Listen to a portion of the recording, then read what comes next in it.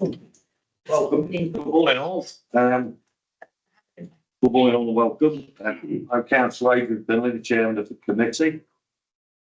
Sitting to my left is Vice Chairman Councillor Raymond Whittaker. Before we begin, there's a standard announcement.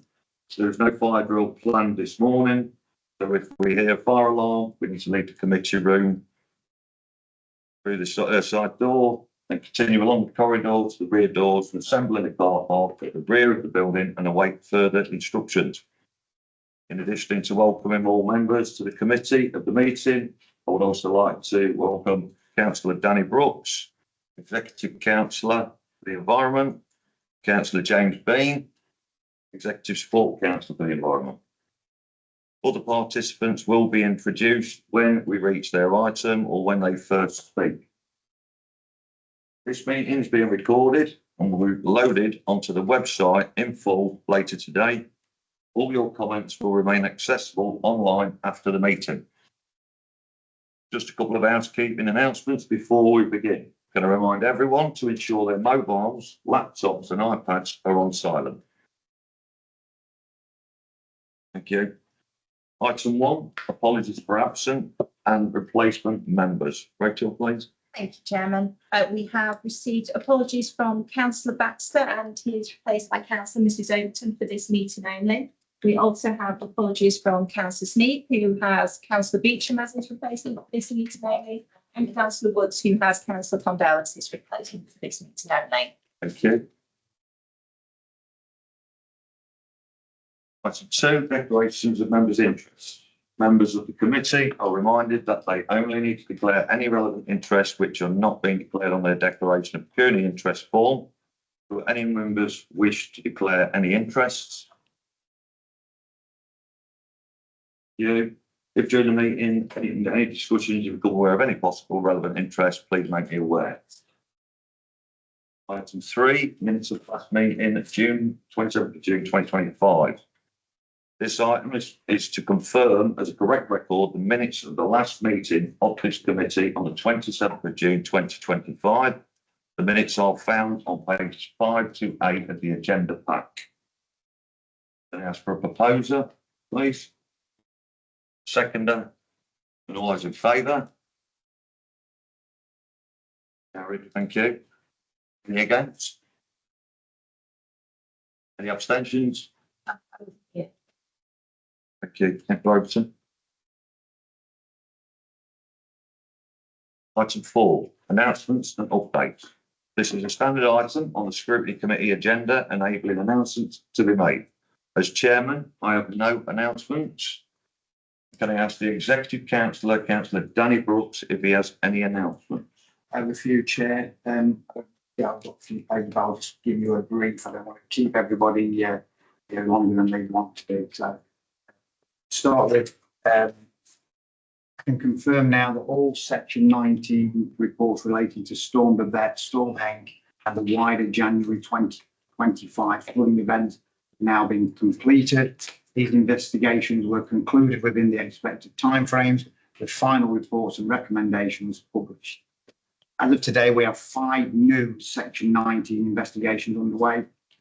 4 of these relate to heavy rainfall we experienced a couple of weeks ago, which caused surface water flooding in parts of Market Raisin, Caister and Lincoln. And the other one is, it is due to the January 25 floods, but it's only just come to light that there was some internal flooding. And we expect that these to be the investigation timescale.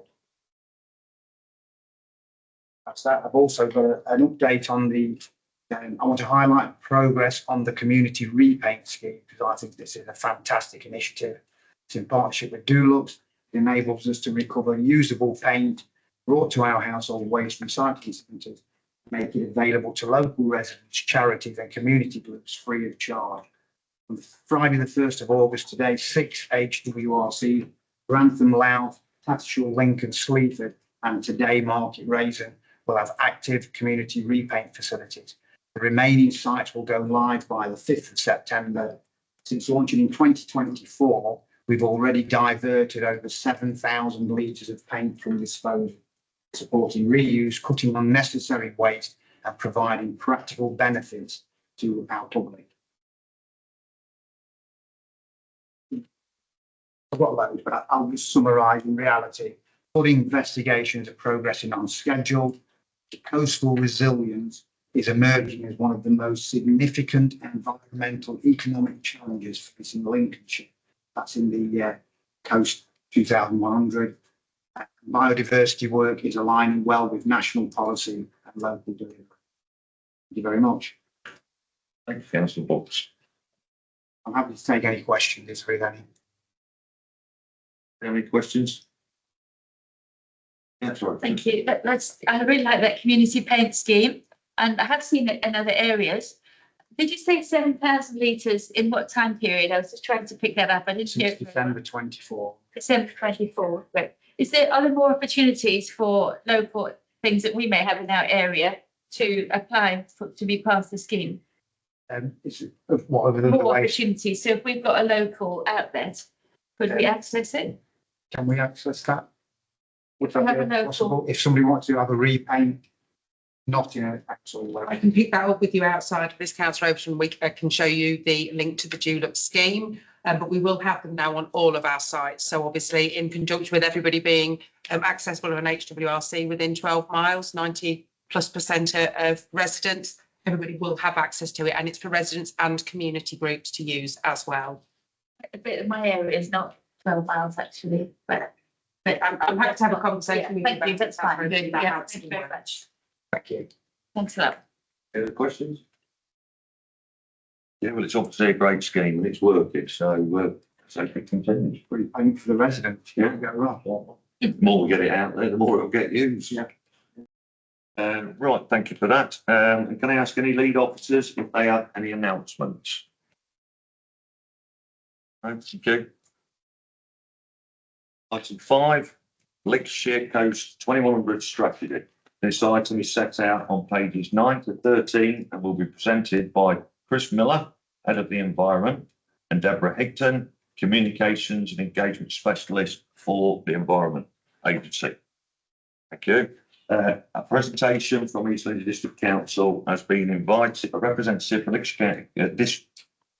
representative from East Lindsey District Council has been invited to the committee, as East Lindsey is a partner in the strategy. Can we welcome Councillor Tom Ashton, who is the portfolio holder of planning at East Lindsey District Council. Presentation, including a PowerPoint presentation, now be given from Councillor Ashton. All right. Yes. Is what? Not me, yeah.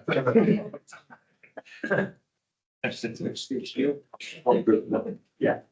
Thank you, Chairman. Good morning, councillors. So yeah, the paper before you, the written paper, I'm not going to go through in great detail. We will take that as read. However, we do have a presentation that Deborah and I are going to sort of co-present. I've been put in charge of the technology, so we'll see how that goes, but we shouldn't have too many problems. So what we're looking at is the work that, as a partnership, and I'll go through who the partners are in a minute, have been undertaking on the Lincolnshire Open Coast. So that's kind of look at the area from Gibraltar Point north, the area and up towards the Humbermouth. And it's regarding the sea defences in essence.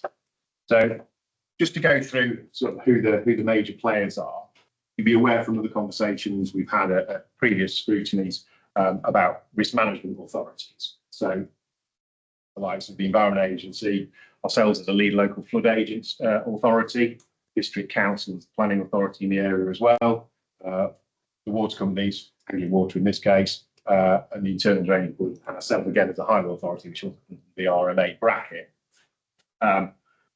Under the Floods and Water Management Act, we're required to cooperate with each other. That's in essence what we do through many areas of flood risk and water management work.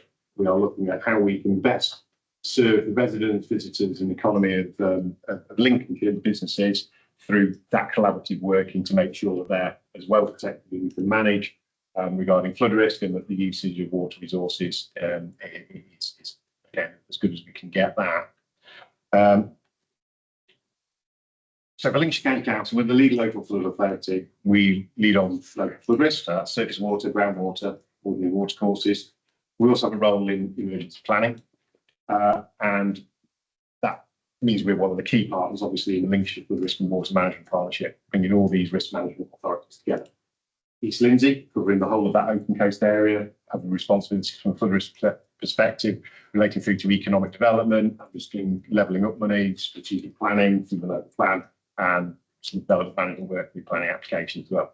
And then the Environment Agency, their powers are permissive powers to survey, inspect, regulate, and construct new or maintain and improve existing works for flood risk reduction. As a permissive power, it allows for choice, but there's no legal obligation. And then finally, Lindsey Marsh Drainage Board, as the other partner on the Lincolnshire 2100 plus scheme, they operate and manage most of the land drainage system, which is crucial for draining the low-lying land behind the city fences. Okay. Morning. Deborah Hinton, I'm actually the flood risk manager for the Environment Agency with a specific role just focusing on the Lincolnshire coast. So thank you for giving us the opportunity to talk you through some of the challenges and opportunities we've got on the coast. Just want to do some scene setting. We have brought some of this information previously, but just want to really set the scene of the Lincolnshire coast, some of the risks that we have, and then those we'll talk about the opportunities going forward.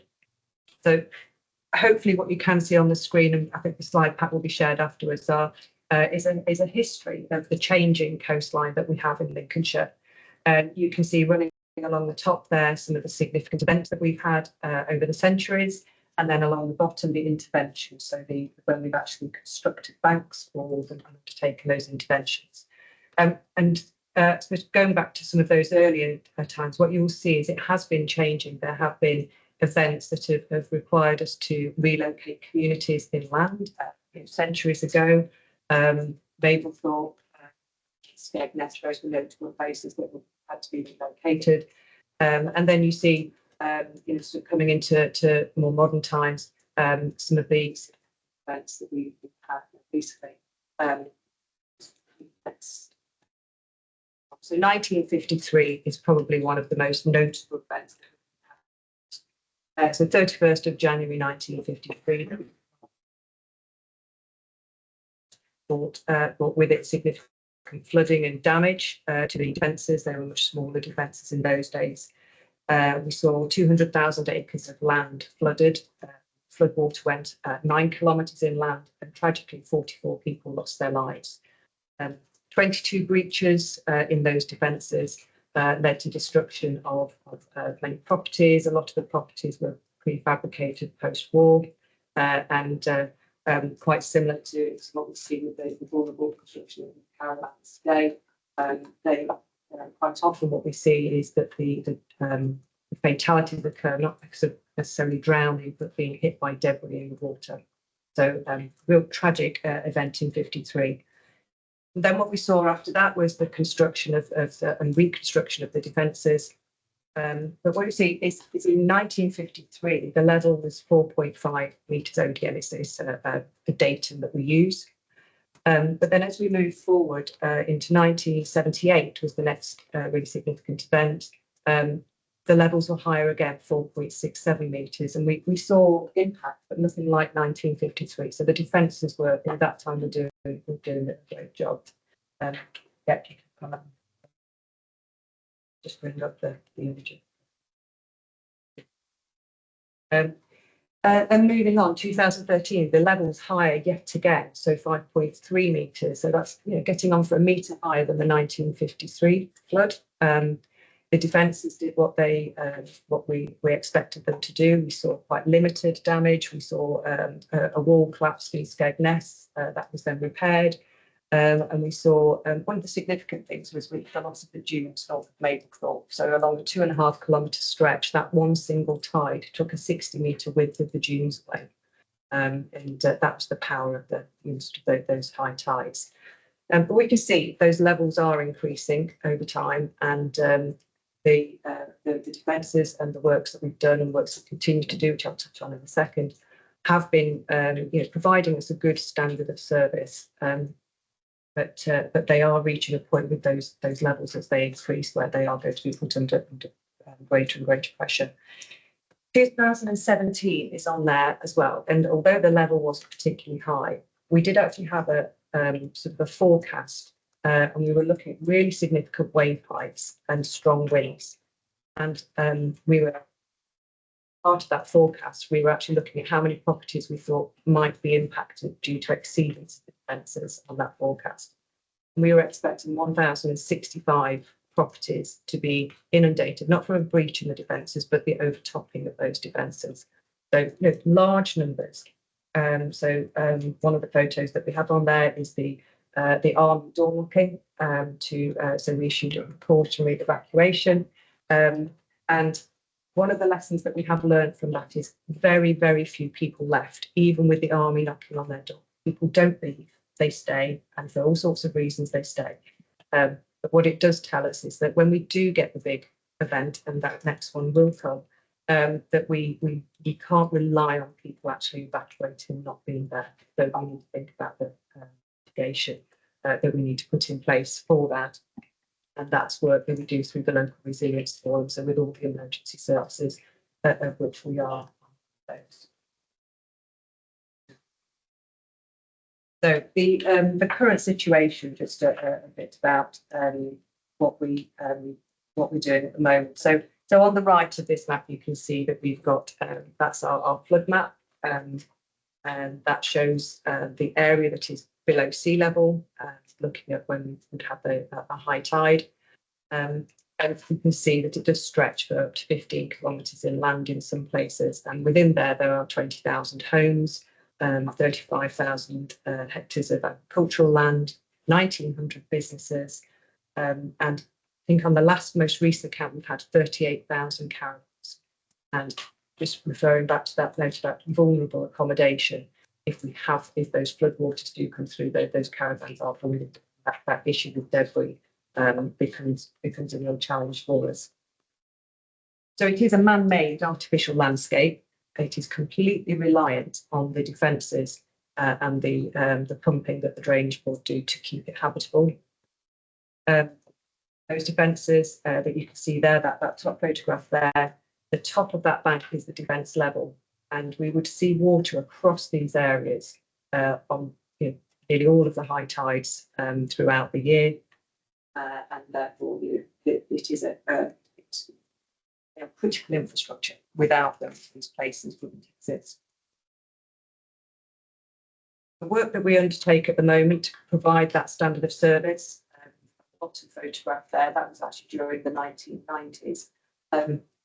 After 1953 floods, we built those defences. They started to reach the end of their useful life as they were. So the option to extend their life was taken by nourishing the beach. And you can see there, that was the initial nourishment, going from having clay exposed and those defences.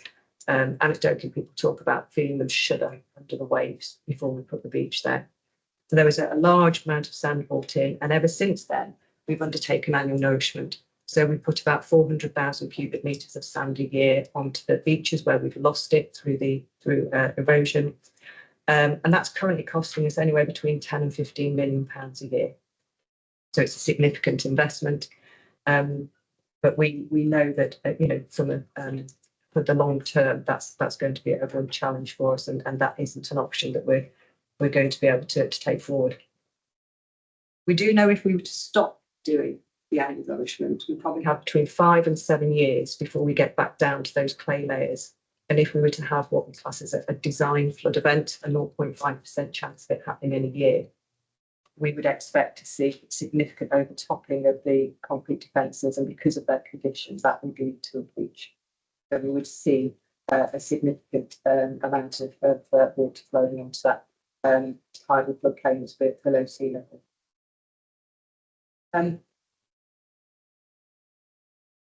As well as the sort of the condition of the defences, though, we do know with those levels rising that risk is increasing, we need to then start to think about the future and how we're going to address this going forward. Next slide. So one of the things that we've done, and it's really important that people do take action. So when we issue, the Environment Agency issue the warnings based on the forecast we get, We do want people to be aware of their flood risk. It's not a frequent occurrence, and it's not something that people have to have and address day in, day out. But we do want people to have an awareness so that when something does happen, they take the appropriate action. And we're starting to pull together some materials now where we want to raise awareness and start to sort of engage. So just we'll try the animation and do the next one. So what we've done is we've started to look at some places that we know that your constituents will know and recognise. This is Inglemells, and we've tried to look at the sort of the depths of water that we might get.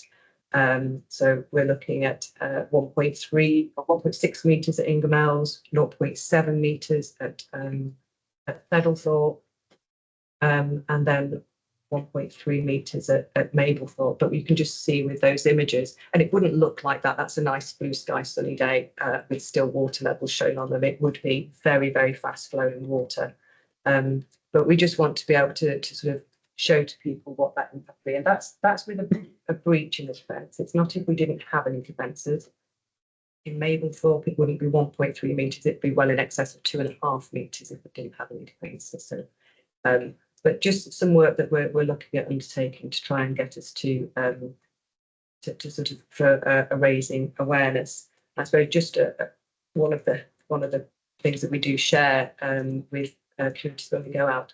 0.3 metres of water is enough to lift a car and move a car. So these are all depths and fast flowing water well in excess of that. So people wouldn't be able to stand in these. They would be at risk that they would be vehicles would be moved around in those depths of water.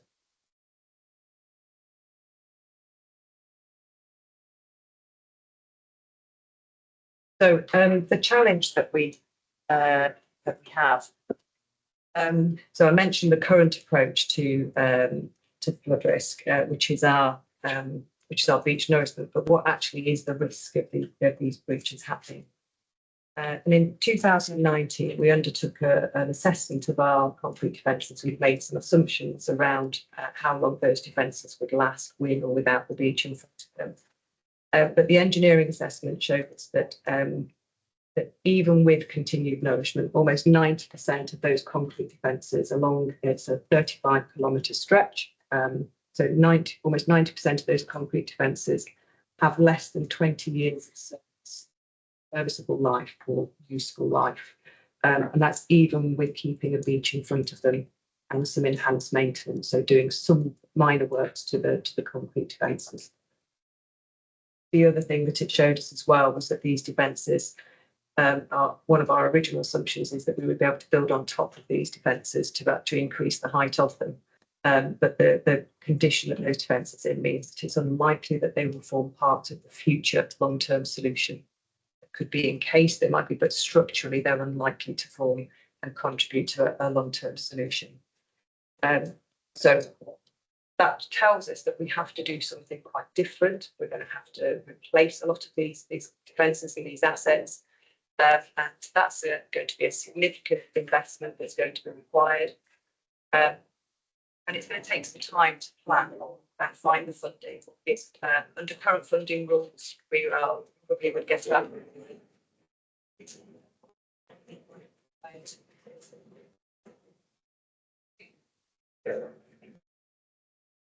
And I think actually big expenses that place as it looks now. Knowing that we've got some time, what we need to do is ensure that we keep the defences offering a really good standard of service as they do at the moment, whilst we come up with that longer term plan. So we've currently got a business case to carry on the annual nourishment until 2040. That is with Treasury at the moment. It's £303 million. So again, it falls then into a major project category because it's well over £100 million. We've gone through our assurance process so far. We're really for it. We're just waiting to hear back from Treasury, and we're hoping for good news from Treasury. We are just considering at the moment there is going to be a change to the funding policy for flood risk management. So just need to keep an eye on that, but it is with Treasury. We hope to hear back. But what we will have to do is we will have to make sure that as we are asking for our £300 million, they will want to know, government will want to know that we have a plan, a long-term plan for the future. But they're not just going to be investing in something that don't have that plan for how we're going to do, ensure the continuation of our communities and land. And that's the bit that we want to talk about and where we go next with that, because it's not something the Environment Agency can do in isolation. That scale of transformation, that scale of funding and investment that's required isn't something that the Environment Agency can easily sort of just write a business case for. We're going to need to do it in collaboration. And Chris mentioned we've been working in a partnership and we've started some work on this. And there are challenges, but there are real opportunities as well for what we can do going forward. Right.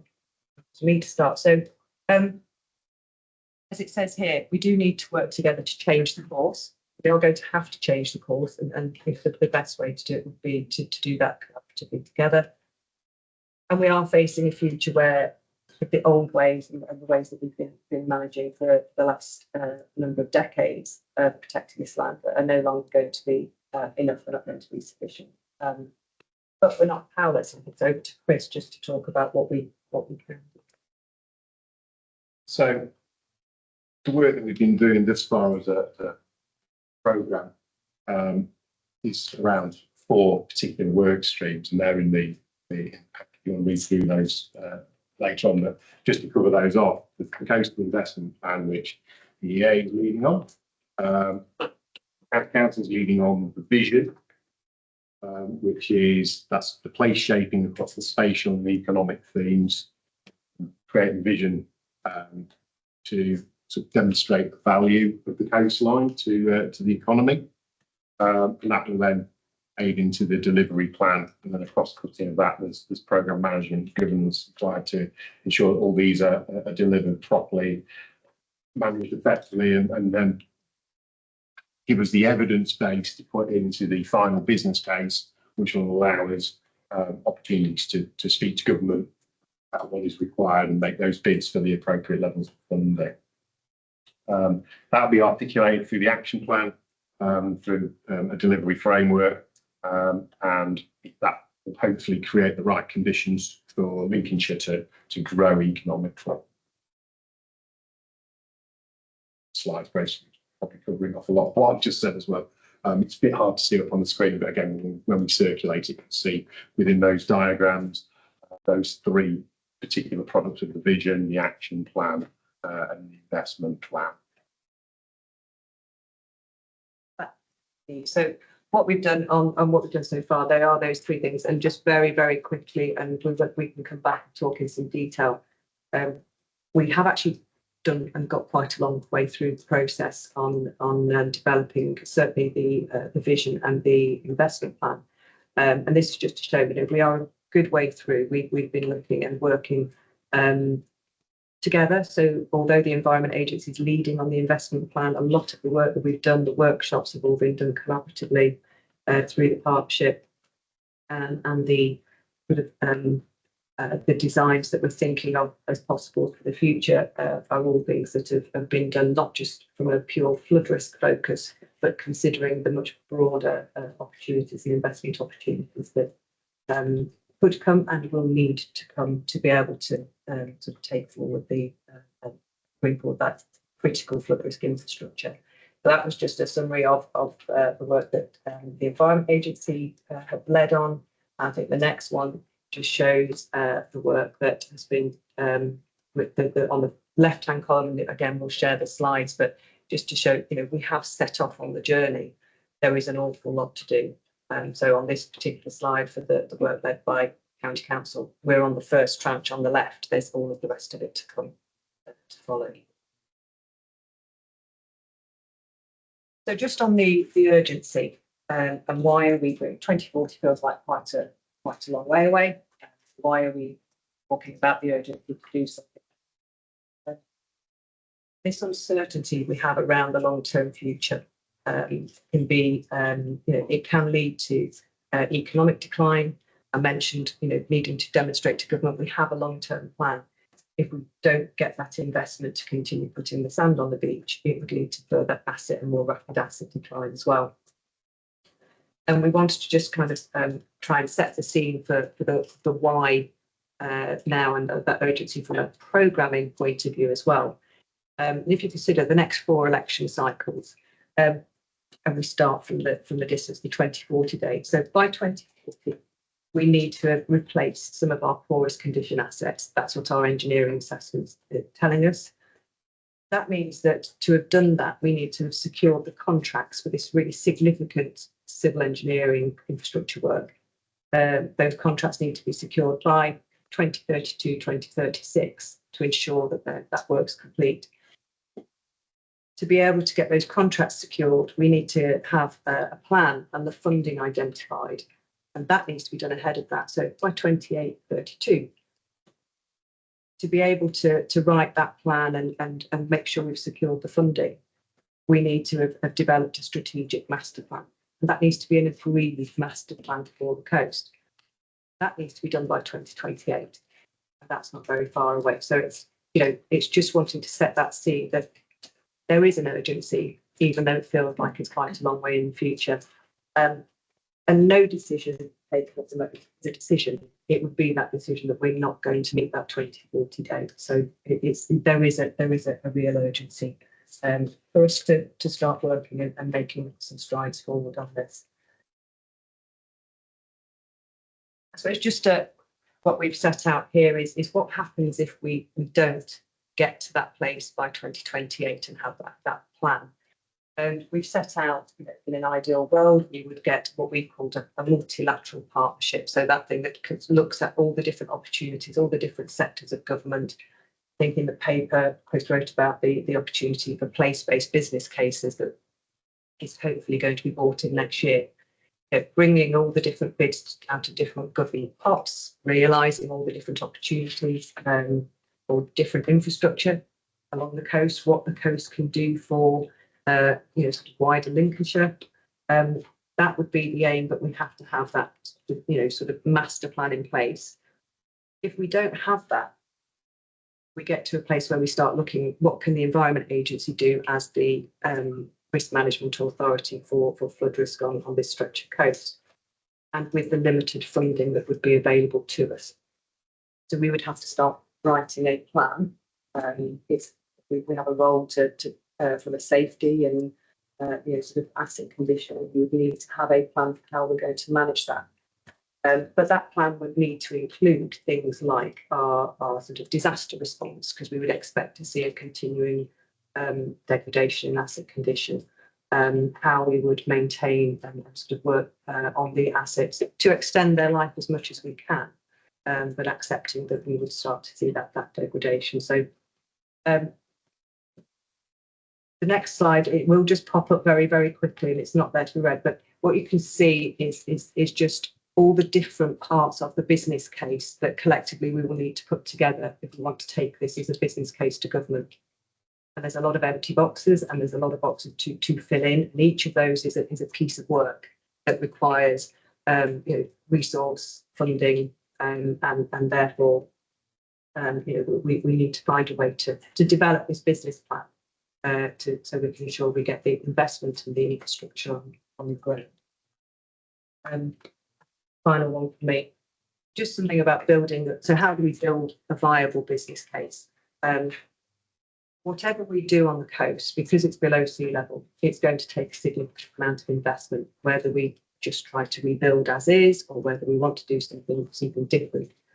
So whatever those options are, they need to come with an investment opportunity. We need to find those people that are willing to come and invest and want to invest and see a sort of a return on their investment. And what we've tried to do here is on the scales is any of the long-term scenarios that we consider are likely to have, they won't be exactly the same cost, but a large number to them. And the trick will be is to find the balance around the damages and costs that we avoid by not letting the sea in, but also the investment that will come in. And when we can find how we can balance those costs with the with the damages avoided and the investment opportunities, then we'll be finding sort of a long-term strategy that will work for the future. Okay, so just thinking about how that looks from the planning perspective and the work that East Lindsey District Council currently do within that coastal zone. That zone is becoming increasingly pressurised by that risk of coastal flooding. And if those defences aren't maintained, we're going to start entering into uncharted territory for that asset management and planning advice. That advice could reach a stage where there might not be an ability to have an assumption of the reliability of those defences, meaning that councils could be advised that within the lifetime of any new development, the areas quite possibly going to be subject to inundation by flooding, and no new development can really be considered to be safe. And the agency's default advice in that situation would be that they're not going to be able to accept themselves that kind of planning permission. And that's going to mean that conversations around managed realignment, retreat, pressure on coastal communities, and making it increasingly harder to get, for example, insurance on properties. That increased flood risk and diminished coastal resilience is also going to make the region potentially unattractive for investors. And that will hinder development and lead to further stagnation or even decline. The investors looking elsewhere around the country as opposed to the east coast of Lincolnshire. And that sits alongside that existing risk of the overtopping as the sea levels start to increase and the changes in the mitigation and assessment of safety. See from the slide just that how extensive that zone is from the blue areas.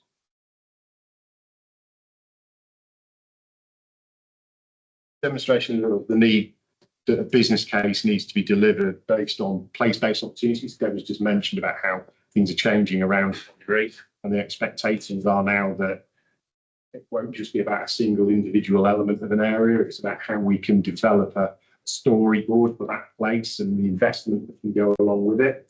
That place-based tailoring, as it says up on the screen, would be that approach to protecting lives, transforming the economy, and safeguarding, for the future, the community and the environment and the economy.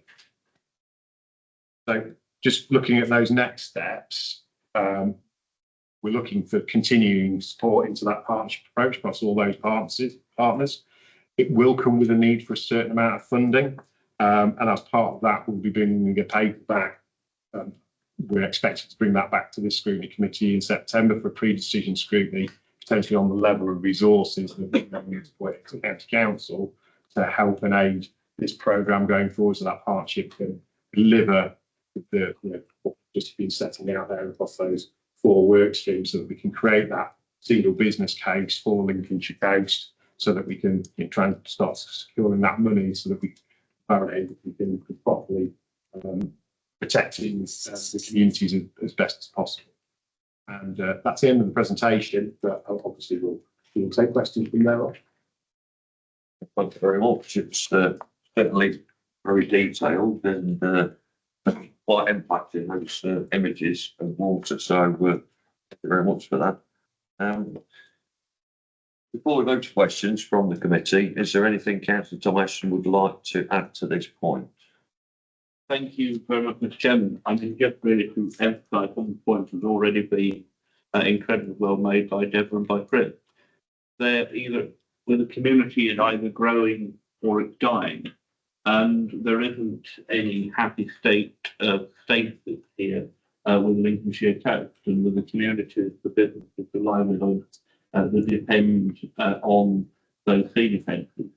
We've just heard there isn't a version of this where it just stays as it is, because if we don't get the investment in improving and maintaining and taking those sea defences to the next level to give security in that long term, then actually that decline begins relatively quickly when housing growth, business growth and other development in places like Skegness. Skegness is the largest settlement in East Lindsey, become hampered by the increased flood risk, the fact that security for the lifetime of the property cannot be delivered. And we absolutely need that guarantee, we need to be able to give that assurance, not just for people that are buying those homes and living in them, but for the communities that are already there. And if you take in the round that value of every home, of every business, of every commercial enterprise, of every acre of farmland, that colour blue on that map, then actually you get to a really significant chunk of value, a significant chunk of the value, not just of East Lindsey, but proportionately a useful chunk of Lincolnshire. At the absolute worst case scenario, then we end up talking in 20 or 30 years' time towards depopulation and abandonment of what are significant settlements and significant businesses and significant areas of farmland. And I don't think anyone would ever want to be in that position. So it really does just come down to that imperative for everybody needing to work together and to collaborate and work in appreciating that the Treasury is a key factor in all of this, that we work together and get to where we absolutely need to be to give that assurance to our residents, to give that assurance to housing development that these communities are going to need, is able to be delivered, not necessarily everywhere, perhaps appreciating that we can't necessarily give 100% standards of flood risk protection on every inch of that coastline, but certainly in our significant settlements, particularly in Sydney. Thank you very much. Thank you. All right, we can now move to questions from the members of the committee. Please indicate to me where, or the vice chairman, if you wish to speak. Councillor Reid. Thank you, Jim. Thank you for the presentation. The number of 20,000 homes that potentially be affected initially, I found that quite a low number considering the size of places like Skegness, Mablethorpe. Not arguing with that number, that's the number you've got. The point I was trying to get to was that I understand the static caravan parks, because they're not currently for 12-month residency. If the district councils change that so that people could live there for 12 months a year, won't they then be classed as residential properties that would increase that 20,000 number significantly, giving more leverage when you applied to the government for funding, because you'd significantly increase the number of homes that would be affected? And the way that the Treasury guidance works is that static caravans aren't considered as homes. It's not about whether they're there for 12 months or not. It's their movability, and the Treasury takes the line that they can be relocated. So when we're looking at the economics, we can count. I think we allow £3,500 for relocation. That's what we're allowed to. So it's not a choice that we make, but that's what we're allowed to consider. Now, there has been some discussion because we've seen recently the significant impacts of a number of caravan parks down in Northamptonshire, which is also our patch. So we look after that from a warning and informing point of view. But at the moment, that's what the guidance is. So whether the 3,500 is the right amount, I don't know. It feels a little bit low, but it wouldn't be much more than that. It's looking at capping off utilities and transport. So that's what we can count on. Councillor Beecham. Thank you, and thank you for the presentation. The government has committed to a record 2-year investment of 2.65 billion for flood and coastal erosion risk management. This only covers April 24 to March 26. And obviously not only residential homes, but it covers shops, businesses, schools, hospitals, everything. How much has the EA got out of this 2.65 billion? How much has the EA applied for to protect homes and any of these non-residential properties? So the capital programme that refers to is a national flood risk programme, and all risk management authorities can bid into that programme through our standard appraisal. So the drainage boards, councils, ourselves, we can all put a line on that investment programme and make a bid. At the moment, the formula for sort of which projects get the funding and which ones don't is based around outcome measures, which tend to focus on homes better protected, businesses better protected. And then in the metrics, it looks at risk to life and also deprivation indices for the communities being protected.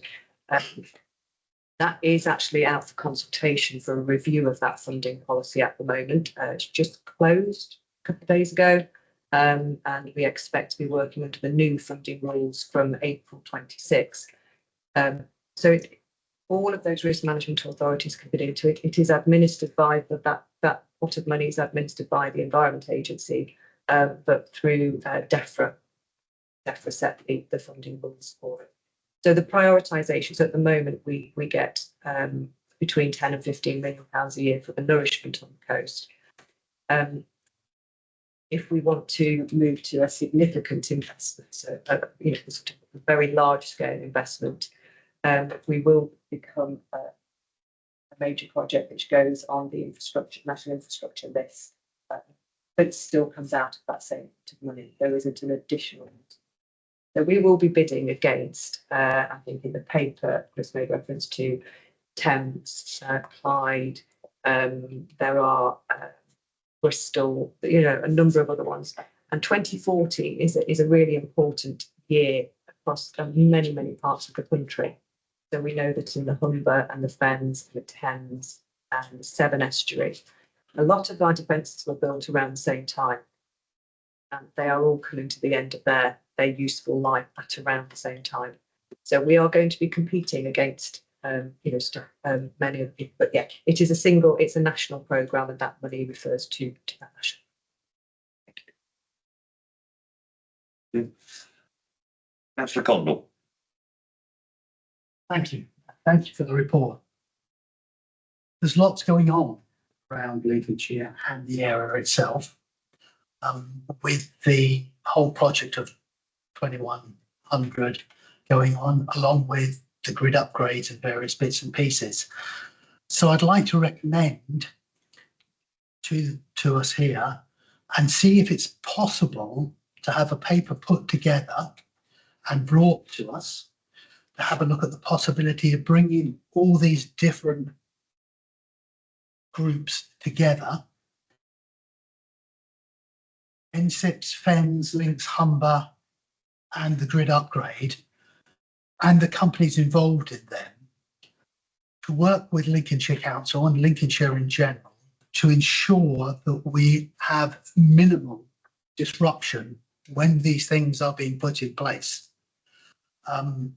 And to bring that report back to the committee here in the next, 3 months, 6 months, and hopefully bring in some of those people from those different projects to comment and work with us.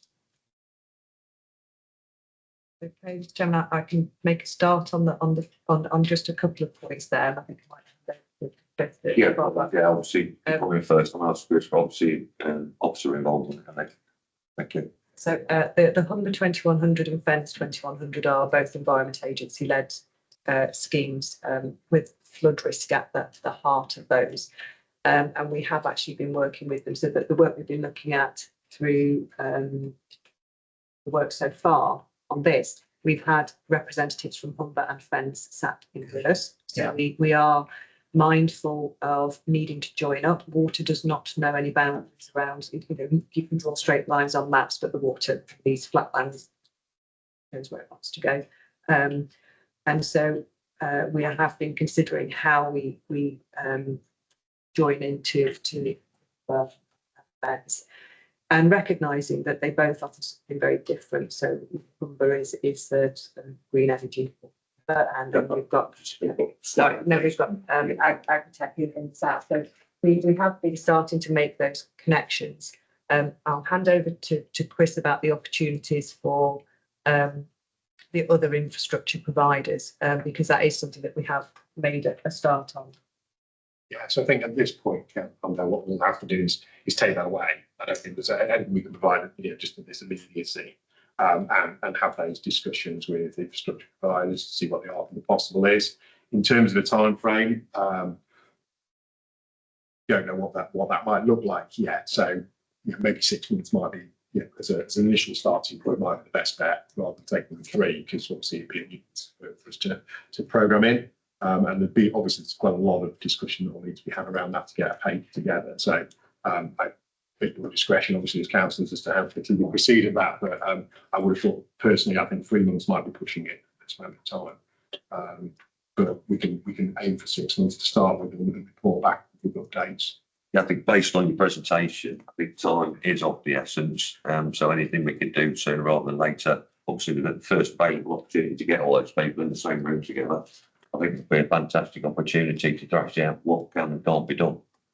The more involvement with bigger organisations, I think the more important, more important stuff can be covered from a funding and infrastructure point of view. Thank you. Thank you. Councillor Martin. Just a couple of quick questions. Thank you for that presentation, by the way, it's very sobering. Just as a nice, is a bit of a crazy question to ask, but what sort of level of funding would you be looking at to go to government and say, this is just to raise awareness really of what we're looking at? And also, currently, people are living over there. We've got economy to run. We've got potential housing growth, all kinds of things going on. What assurance can we give people there now that things are safe for the next 10, 15 years? What's the, is there any existing risk for the current time? The answer to that is there is always risk. We know from the slide near the start with all the sized bubbles, just how often these events could happen. Even with defences, if we've taken an extreme weather event could cause an exceedance. We saw in 2013, 2017 recently, there's been issues. In terms of going forward, I don't know if that's something perhaps pick up The quantum. So at the moment, under current funding rules, we know we can probably draw down around just shy of £1 billion worth of grant in aid under current funding rules. But we suspect if you need to replace all of the hard defences along that frontage, we would be looking at billions. We are doing some work at the moment to come up with some high-level strategic figures, so that we actually have an idea of the quantum. But it certainly it will be billions, not tens or hundreds of millions that we're needing to fund.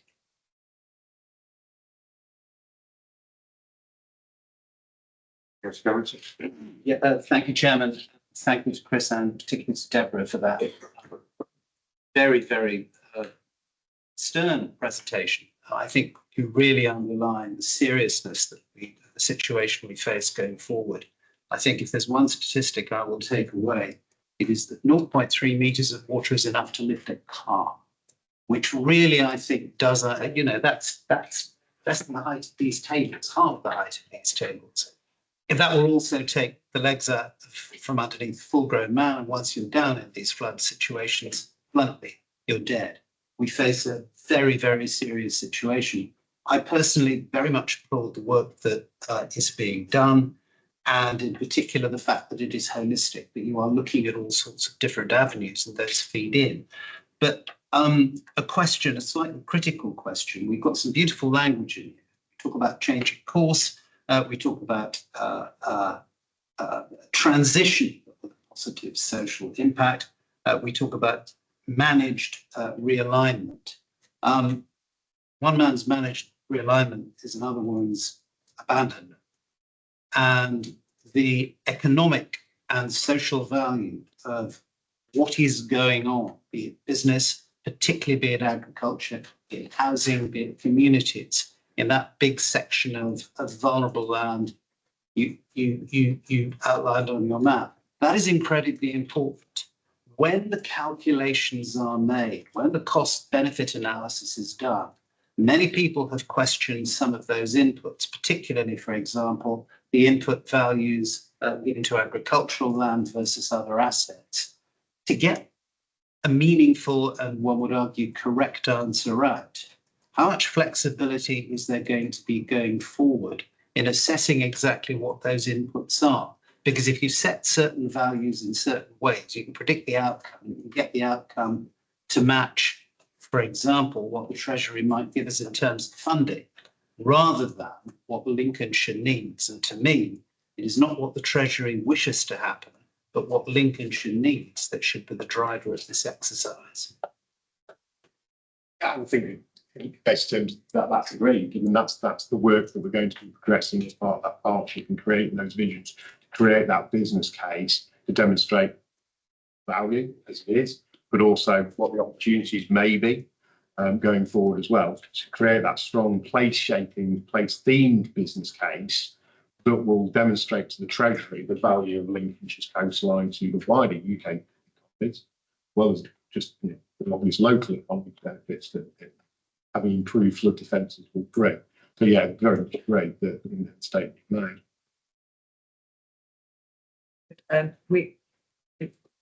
One of the reasons for that collaboration is that the narrative of the value is really important. The Environment Agency, when we are bidding for grant and aid, we have to work by a set of rules. And so that value of agricultural land is expected set for us. So by doing it as a broader business case, that narrative can then supplement what the Environment Agency can apply to draw down. Excellent. Thank you, Chairman. One quick supplementary. The report talks about Gateway Zero, crucial milestone as being March 27. I just wondered, Chairman, when Deborah and Chris or other colleagues might come back with another report to update us to this committee. So that's due for the next meeting, when we're going to start talking about how we're going to make that approach to Gateway Zero, March 2027, and what the resource level we might require, we don't currently have, to facilitate that into partnership with ourselves. Thank you, Chairman. Okay. Any other questions? Thank you, Chair. Thank you, Chair. And thank you, officers, for your report. Apologies if this question has been answered in another form. The report explains that the bidding process for the funds required to defend the Lincolnshire coastline. There's also a reference in there to what would happen if we don't get the funding, which includes particular statements like safe and just withdrawal and managed retreat. How would we explain this approach to communities on the East Coast? Sensitively. Clear brief answer, I guess. Yeah, I mean, there is that risk. We already know, as pointed out, those assets protecting the coastline are degrading and always have been here since they've been built, and they start to degrade. And as such, that risk is always increasing.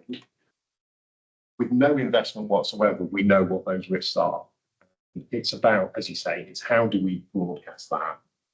That's something we'll have to pick up as we go forward.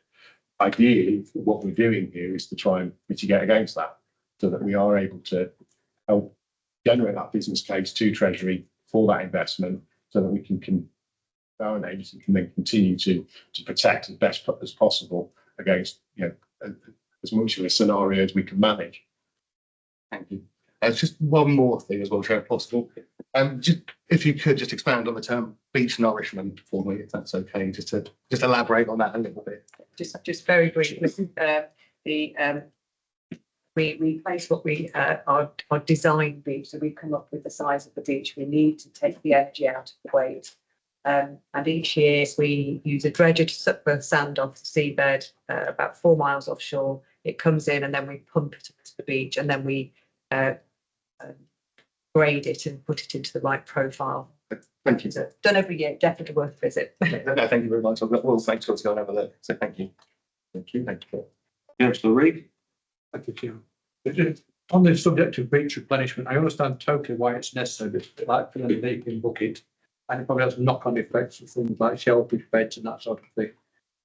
When I was a kid, the beaches had wooden groins down them, which we were told would protect that sort of erosion.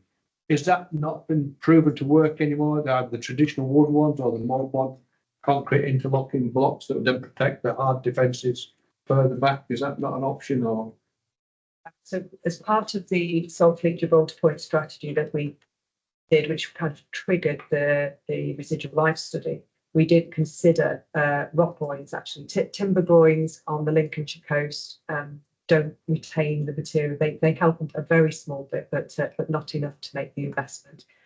We were looking at putting rock groins in. They needed to go in I think it was every 350 metres, and they were higher than a double-decker bus, so they were huge rock structures. But the residual life assessment told us that the backstop, that those old concrete fences at the back, which were also part of that system, were no longer fit or won't be fit for purpose in that sort of 2040 time period. So rock groins could hold and slow down some of the erosion rates, but the investment we would need to make is such a large investment that you can't justify that unless you do the backstop defences as well. Does that make sense? So it's until it may well be that rock groins and sand are part of a long-term solution for some parts of the frontage. We don't know yet, but it's about understanding that strategic direction first, and then we will look at the best ways of actually delivering it. It's Robertson. Thank you. Should we have put down a question, the fact that we want to ask a question in advance? Is that what happens? Sorry? Are we meant to put out the fact that you want a question? Are you meant to put that in advance? Because I saw you seem to have a list before we started. No, I mean, No, no. it's as we go. Yeah, as we go, yeah. That's So great. obviously, things come to light. We've got the officers and the representatives of the organisations here. So now's a good opportunity. If we've seen something that's not been in the agenda pack, we can then pick up on it, which obviously is working well around the group. Thank you very much indeed. The question, I just would like to probe the numbers a little more, if I might. It does say 20,000 homes in the document, but I think you said 38 when you spoke, 38,000. But if we put the map up again, if we might, sorry. Maybe I could just take that first. Yeah, so I think when you look at the map, it seems to be much greater than the 20,000 homes and 35,000 acres of farmland in the document. So I'm wondering if we're being bullish enough. And I think that map is where the sea level is. So sometimes in the flood, it's driven by wind and storm.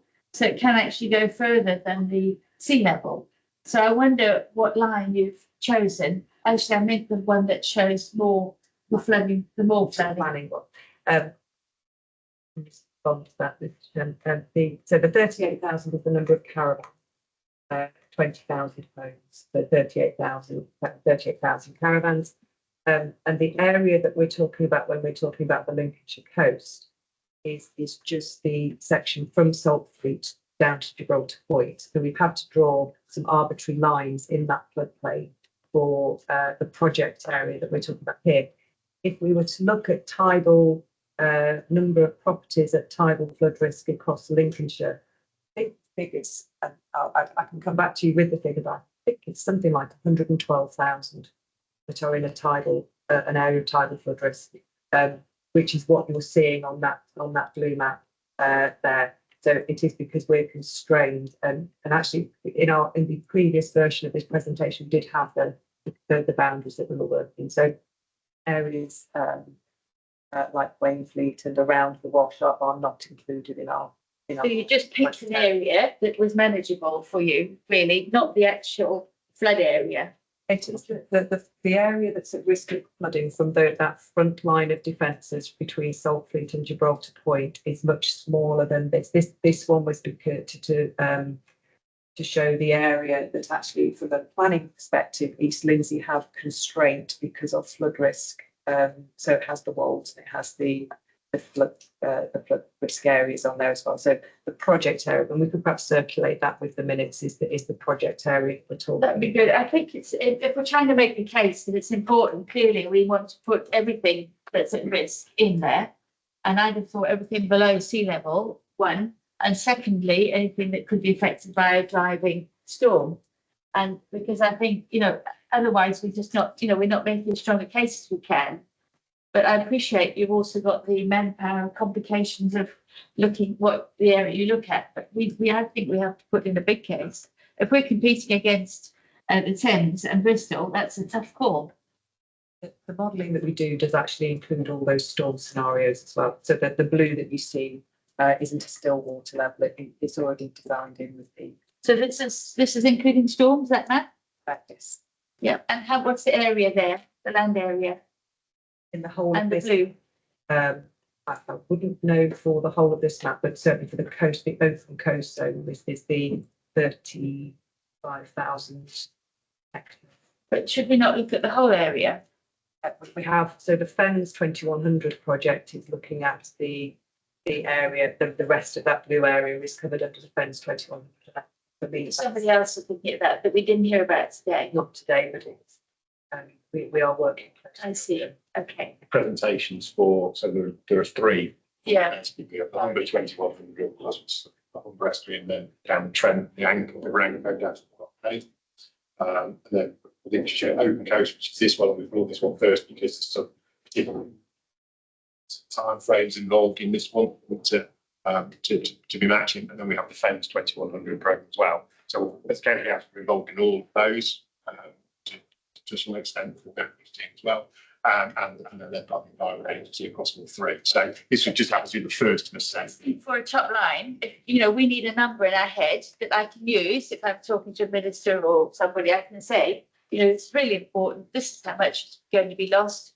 Therefore we want, a number that we can keep in our heads. And also even I'd be quite interested in a thumbsuck figure for value.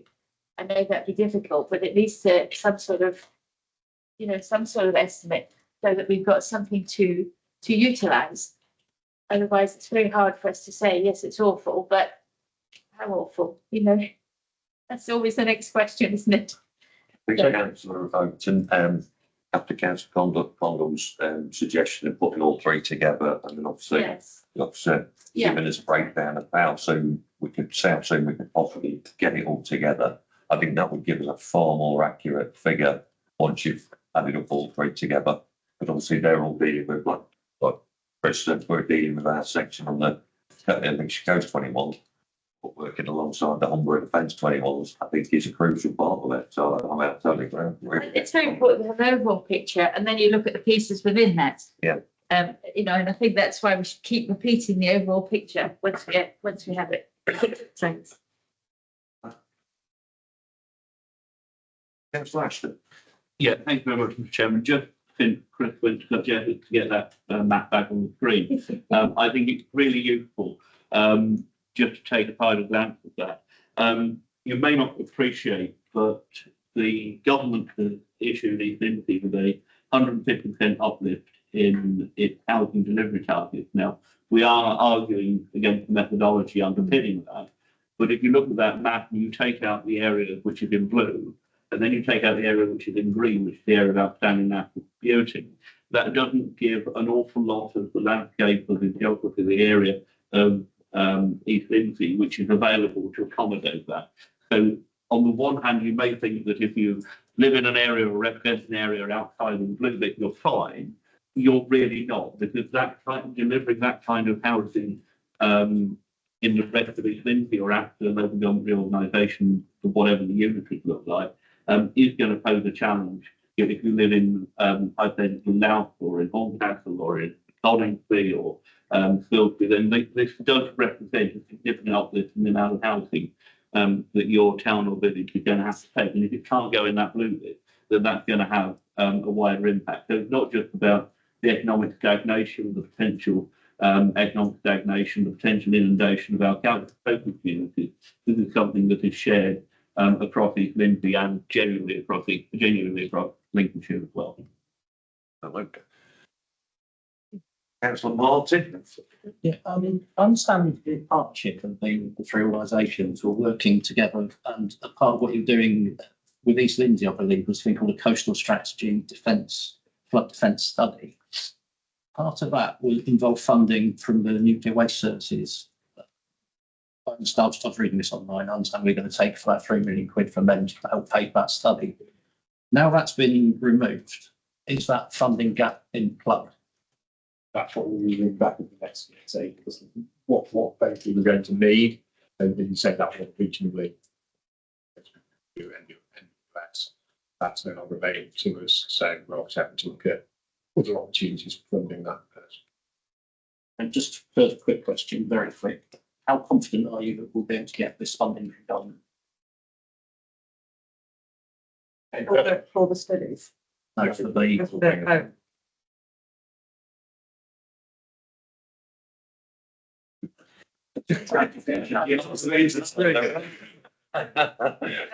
Oh, and it's that, I think that's why it's so important that we do this piece of work to make our case against all the other cases that would go.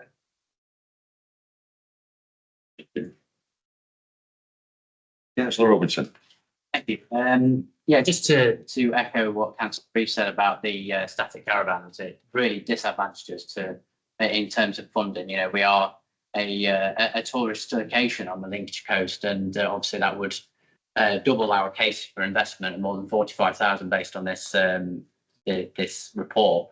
But I just wanted to talk about private funding. Is there any sort of incentive to get the private sector involved in trying to fund these types of solutions?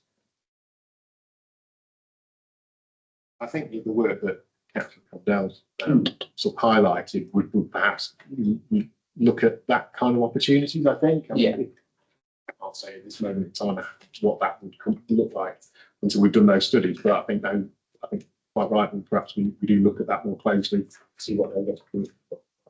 Yeah, but if there's any more interest from the private sector to get involved, then obviously to get them involved as well would be see what they want to put through to help us with funding. Obviously, they've got a vested interest as well. So, Of the top 10 major projects that the Environment Agency is delivering across the country, 8 of them have significant investment from private and other government funds. Unfortunately, the 2 that don't have them are the Lincolnshire coast and Boston Barrier. We stick out actually as the 2 that don't attract that private investment. So it is something that is the next step for us. yeah, absolutely. Thank you. Councillor Beecham. Yes, thank you. Looking at that map, I'm going to reinforce Councillor Condell's suggestion that we really need to get everybody together on this, because looking at that, the National Grid are currently having a major drive at getting electricity down through the coastal strip. Now, I'm not so much thinking of the pylons at the moment. That's another issue. EGL 3, 4 and 5, the Eastern Green Links, those cables are buried. So buried cables, not a big problem. However, they go to, at the moment, planned major converter stations and substations at Bilsby. Now, I'm not awfully sure, looking at the map, exactly where the boundary is, but I suspect that I think it's about 10 gigawatts of 400 kilovolts and seawater just don't mix. So that's a really good reason for everybody getting their heads together.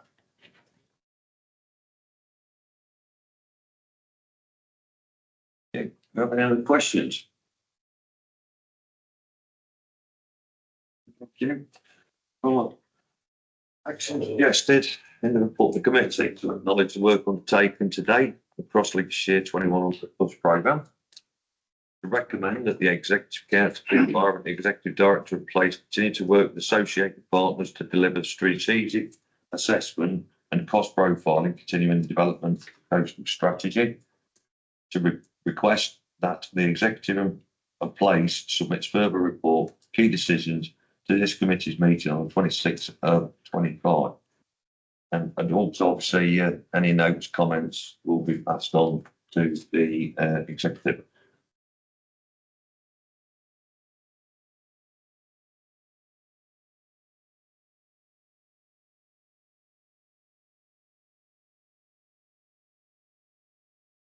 Comments if I might. Yeah. One thing I perhaps should have mentioned earlier, there's a lot of work that you might know about the cost of the drainage boards, the cost of draining that land. And so there are a lot of figures already calculated. and I forgot what the percentage was, but it was a very high proportion of Boston's rates, for example, went straight on draining that land. So we're already spending a considerable amount in protecting it, but those figures, and whether that could be helped at all, but the figures are available. Thanks.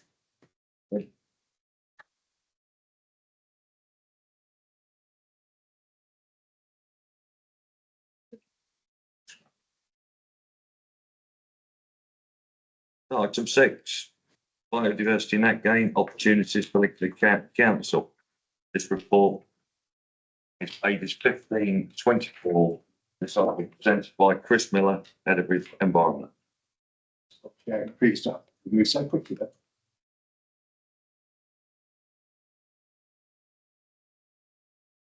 then. Thank you. Thank you, Chairman. So slight change in direction now. So looking at biodiversity net gain. For my part, the discussion, it'd be around the opportunities that BNG could potentially lend to Lincolnshire County Council as an organisation. And Neil, as our head of planning, has a secondary paper on BNG about how that then sits within the planning sector, and that's a pre-decision screen.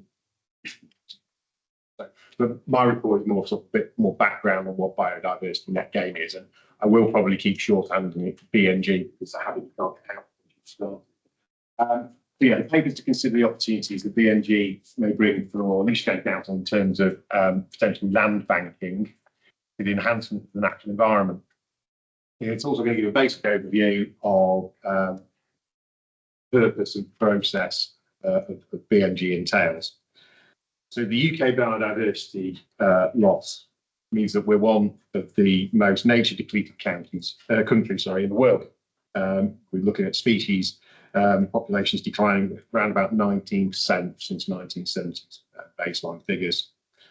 One approach to try and reverse this trend and helping nature recovery is biodiversity net gain. And it's an approach with regards to development designed to demonstrate how it can be left, how we can leave the natural world in a better place and condition than beforehand.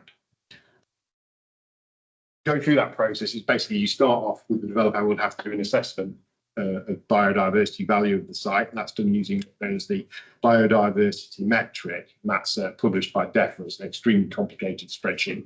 I haven't put it up on screen because it is quite detailed and needs a skilled ecologist to go through it, which the developer has to deliver against. Within the planning system, they would then be expected to deliver a minimum of 10% uplift against that value, that baseline value, and that must be established. And that can be achieved in a number of ways and within what's known as the biodiversity gain hierarchy. So firstly, you would look to try and achieve that on site within the red line boundary of your development. You would then look at a combination of on-site or off-site as a combination. Then you'd be looking at off-site, other land that might be available from a land banking perspective. And then finally, if you can't deliver against any of those, you would have to then purchase phenomenally expensive credits from the government. You'll see in Appendix A, I think it was, just the values of those individual credits. And the government only sells them in units of 2. So if you only need 1 credit, you still have to buy 2, so it doubles the cost. That pricing also includes the requirement or the ability to manage those sites for a 30-year period to achieve that target condition of biodiversity at the end. So for Lincolnshire County Council, there's 2 potential opportunities in this. Firstly, we are a developer, we build things. You know, if waste services need a new household waste recycling centre or we're building a new road, then it's going to be subject to biodiversity net gain. We need to potentially limit our own liabilities by having opportunities perhaps in our own land set so that we're not paying the more expensive rates for other people's land or indeed those government credits. So that's one where we can be cost avoidance to a degree.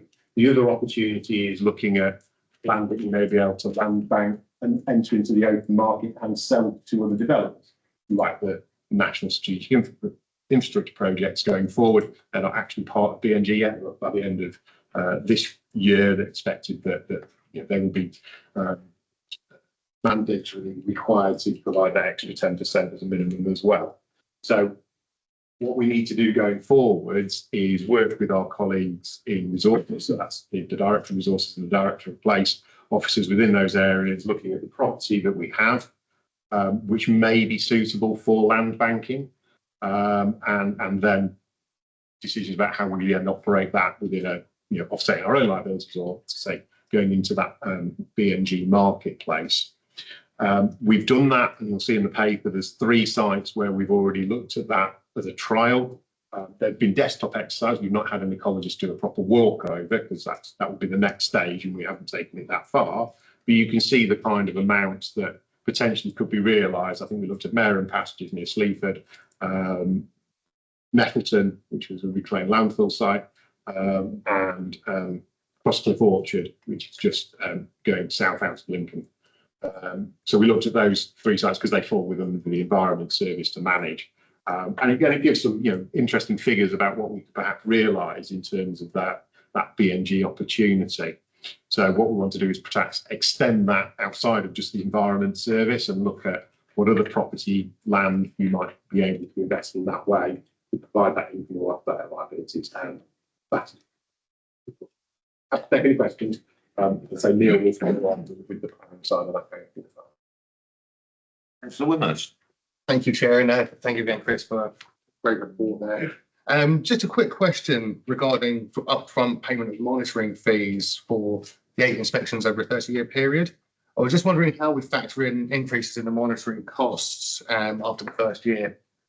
Yeah, well, you'd look at a 30-year lifespan. You'd have to provide indicative figures, probably because you can't predict the future, obviously, in terms of those costs, but you would build those into that 30-year management plan of that area.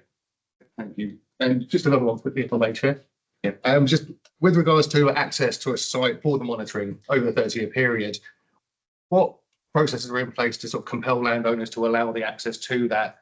And also, say if the land ownership changes, so someone comes in 15 years later and land sold, how do we compel the landowners to let people on site to monitor? If it's sold, it'll still be subject to that BNG. Okay. I think from it might be one that Neil might be able to answer better, actually, because it's more the monitoring enforcement by which his service will differ where we've got to planning permission. So I don't. Yeah, I mean, it's certainly from an enforcement perspective, we got to the situation where we felt things were being compromised and hadn't been done correctly. Then we've got enforcement powers, and as an enforcement officer, that they have the right to go on the land. There's legislation that allows them to have that access, so we couldn't be denied. And if they did, we'd probably go along with the police officer and make sure we get onto the site. So but you can't say don't come onto my land. That's not it's not a reason not to do it. Wonderful. Thank you very much. Appreciate it. Thank you. Thank you, Chair. Thank you for your report, Chris. How many BNG units does the county council own that could be sold and managed? And could the income from these units sales be put to other uses or other projects, i.e. flood defences? Okay, so first up, none.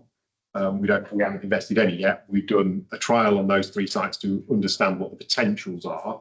The next step, and the purpose of this report is that recommendation that we then move forward in looking at what property opportunities we have. Then we'll be able to see how many units we have of different types, because each unit would be, there's different types of habitats that have different levels of pricing as well within a structure. It's in an open market. Prices do differ. They do go up. They do go down. They are different in the north than they are in the south. We found as well. So at the moment, we haven't got that far, but that's the next step we want to take forward after this. In terms of the usage of that money, it's income to the county council. As you can see, personally, as the environment head, I would like to see it reinvested in the environmental opportunity, obviously, but there were other pressures for the authority to deal with, so that would be a political decision. And I think just to add to that, one of the things that we are acutely aware is under the Environment Act that carbon taxes are going to be levied upon the local authority. We have an energy from waste facility where currently our refuse gets burnt. It emits carbon into the atmosphere at very low levels. But we will be charged a tax for that. And one of the things that we want to look at is, can we offset that carbon tax against our biodiversity net gain? And hopefully one can cancel out to some degree the other. So there are different and imaginative ways of also being able to utilise it, so the burden on the taxpayer is as reduced as possible. Very good, lovely, thank you. Councillor Condell. Thanks very much for the report, and I think you may have covered this or alluded to it already in some of your statements there, but the council is disposing of some sites, and I know some of those are agricultural, though not huge areas. Have you started to look at them? Have you been included in them to look at those to see if we can use them for this sort of? I'm aware of the property strategy going forward. I know that the paper's already been presented to the Growth Scrutiny Committee recently. We are in discussions with property services already. We've already had those initial soundings. I actually have a meeting with them on Monday. I'm already scheduled ahead of whatever recommendation you may come back with following the report. So yes, it's a process that's ongoing. We will need to be looking at those potential routes. There may be land that they're putting forward for sale that we actually really look at and go, well, actually, we might actually be, the baseline on this as an area is quite low biodiversity, therefore we can get maximum uplift, we can maximise our potential opportunities on it, and it might be more value for us to retain that for those purposes than sell it. It's just land. Thank you. Just a quick one, Chris. Is there a fee to register them as part of the diversity and gain sites? That's a very good question. I don't know off the top of my head, I'm afraid. I'll have to get back to you on that. Okay, I don't think so. I mean, we can, there are vehicles where we can do it ourselves with special purpose vehicles. What register them not? We could actually manage our own land bank. Yeah. You have to do it through the government. You actually have to register it. I don't think there's a cost of that, but I would have to check.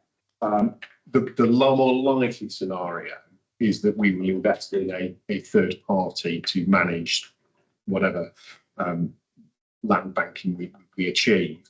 There are companies such as Environment Bank, they're quite prevalent in the area. There is one that's operated by the Wildlife Trust, which is possibly a more favourable option, called Giggle Green Invested in Greater Lincolnshire. They offer the carbon credits, soil nutrient neutrality and things like that as well. So there are options we can look at going forward once we've established what potential opportunities we may have for the land. Look, yeah, we're looking at the figures and the significant amount of sites we've got. Obviously, it'd be nice to know if there is a charge to register. That would be fantastic. Councillor Martin. So on Tuesday, the Growth Committee had the property rationalisation programme, which there's various land sites on there, which we just basically covered. But it just so I can understand this correctly. Let's say you have somewhere like Gondeby Moor, which is on that list. There's a bit of land there which could be used for this idea.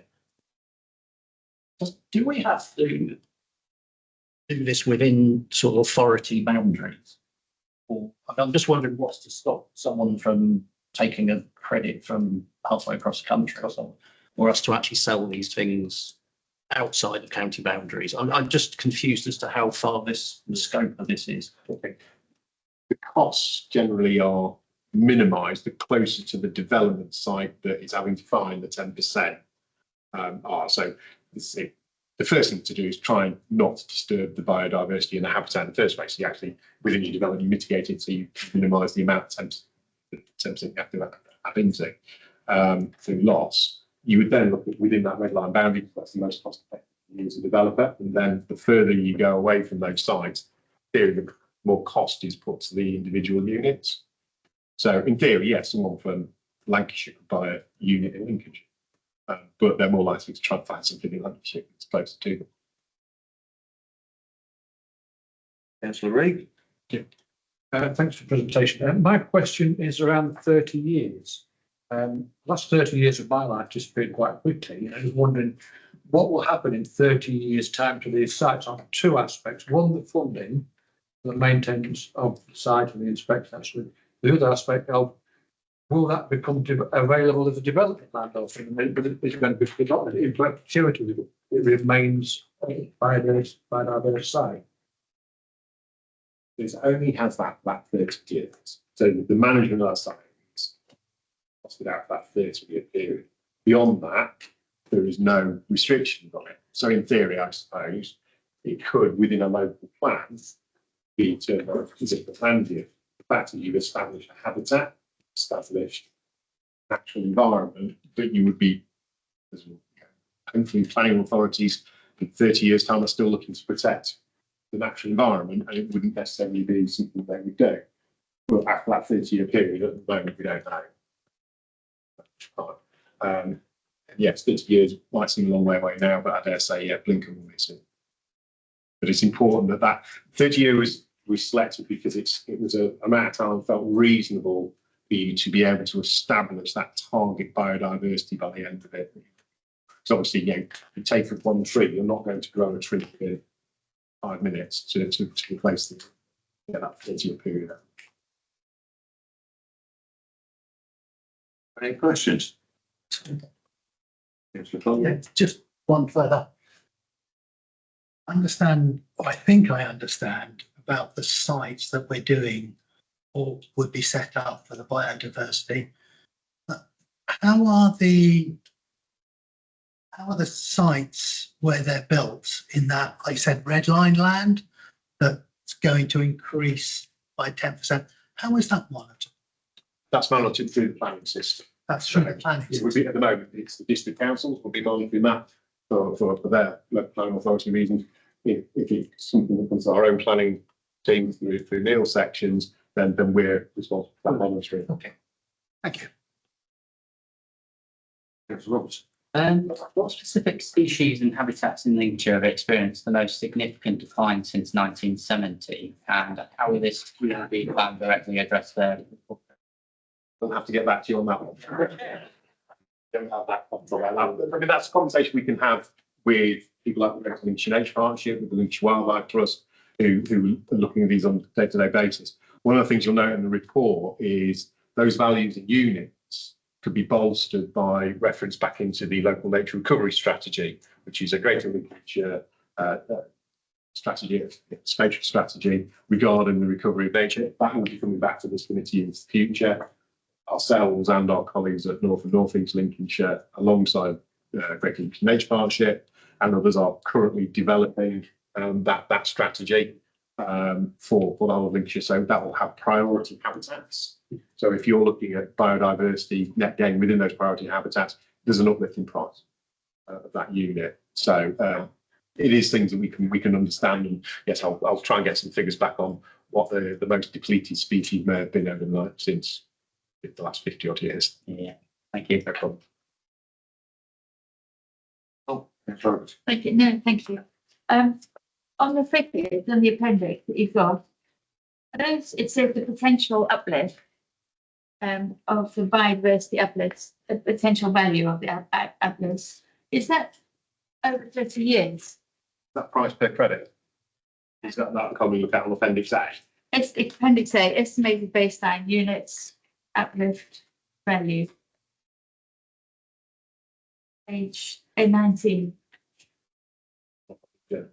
But it's what I'm not really after is just I haven't quite got in my head the value of these credits. You said it was expensive to buy the government, but I haven't found that figure anywhere. Okay, so It the might be somewhere. Appendix A, at the end of the report, is the statutory government credit costs. That's how much individual credit for what you need for the BMG that you need to get. So, for example, you need woodland and forest medium distinctiveness, costing £48,000 per credit.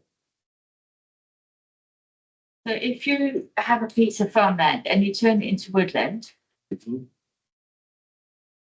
what happens? You register it and you get paid, or you sell it to somebody on the market. So what you'd have to do, you have to start with the baseline. So you wouldn't have trees on it already because that wouldn't be an uplift. It's already there.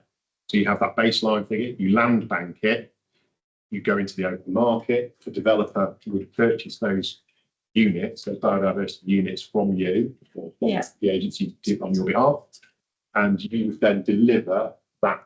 Say, for example, a planting scheme. That's what the BNG was required. You have to replace like for like, generally into the variable sort of linear features. And part of that cost would be the management over a 30-year period.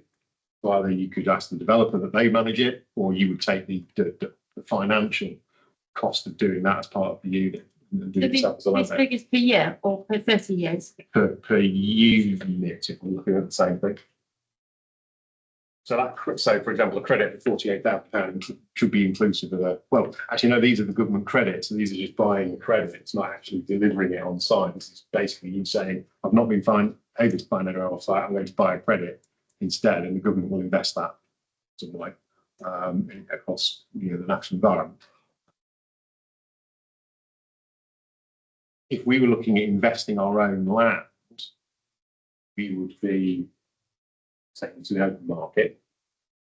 Someone built that biodiversity unit to offset their development liability, or we do agree against our own liabilities. We then deliver that habitat. We create that habitat using the money that we have gained in income from selling that unit, and that covers that 30-year period as well. But I think the one you're looking at, it's for the lifetime of the 30 years of an individual credit. That's the figures we don't get that return per year. That's just the 1 year. Right, so it might be an acre, would it be? What sort of It's depending on what you're creating rather than the size. It would depend. a bit really? I'd like to know how many acres, if you had a piece of farmland, turn it into woodland, and 1 acre, how much credit would that be? I honestly couldn't tell you because you have to do so much study work on that piece of land to understand the baseline level, what potential opportunities are. So say that unit is. Wheat field and turn it into woodland. It would depend on individual things. You can't just put a figure on a generic piece. It's individual. Guideline, I should think. Anyway, right, okay. Thank you, councillor. Thanks. Thank you. Thanks, Chris. Thank you. Any more questions? Big, move on. Item 7. Do we want to hear from Neil? Yes, the next item. It's next Oh, item. right, okay, sorry. Item 7. Guidance for developments on biodiversity gain requirements and monitoring fees for the county planning applications. This is a pre-decision scrutiny item where the committee is being asked to give its view on a proposed decision by the executive on the 2nd of September 25. The report is found on pages 25 to 67 of the agenda pack. This item will be presented by Neil McBride, head of the plan. Thank you, Chairman. Good morning, councillors. So, Chris has done a lot of the sort of heavy lifting in terms of being here to explain the background to the legislation. This brings it back down to maybe a sort of micro level, a service level in terms of how it affects one particular service within the council, which is the planning services team. So what this paper does and the attached guidance is that it seeks to assist developers in terms of making plan applications to the county council, whether that's private developers, the minerals waste, or the county council's own property team.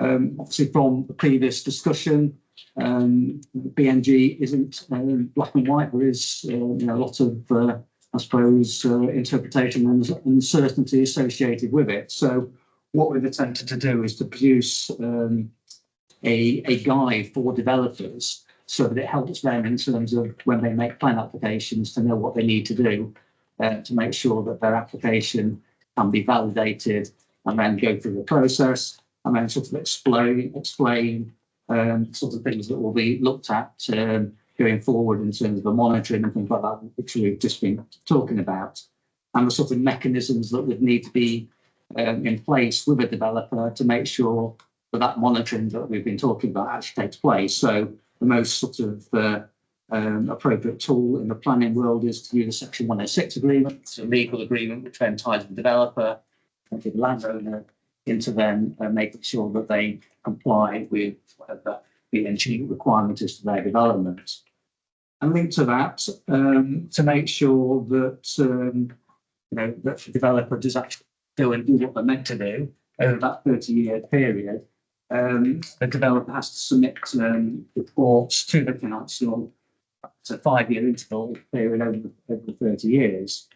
And the council then review those reports to make sure that things are being done correctly. And in some circumstances, it might require a site visit. And to make sure that there isn't, I suppose, a financial burden on the council to do that work, we've set out some proposed monitoring fees that the developer would have to pay up front for that 30-year period. And that will then enable the council to ensure that it's cost neutral in terms of that future monitoring that will take place for the next 30 years. So hopefully that just gives a bit of an explanation as to what the report's about. So the proposed guidance is attached in the appendice. So it's quite a lot of detail in that, and that's to try and say assist developers in terms of understanding what they need to do with BNG. I think we found as a planning authority, and I know other authorities across the country have seen a bit of a drop off in terms of plan applications or our ability to validate applications because of the BNG requirements. And the idea of this guidance is to help developers sort of signpost them to the things they need to do. So it hopefully reduces that delay in terms of their application not being validated because they haven't dealt with the BNG in an appropriate way. So that's another purpose of the guidance that we're putting forward. So happy to take any questions. Thank you. Councillor Whittaker. Thank you, Chair. Thank you, Neil.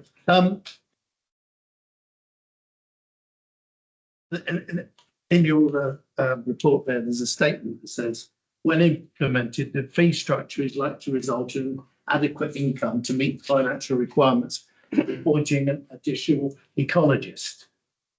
Does the council already employ an ecologist? And if so, will the second ecologist be an employee, or will this be a part-time external person? Is there enough work for 2 ecologists? So currently, there is an ecologist in the council's infrastructure team. So that's the team that looks at all these nationally significant infrastructure projects, and all the detail that's coming through for those projects. Make sure that the developers are doing what they should be doing in terms of ecology and things like that.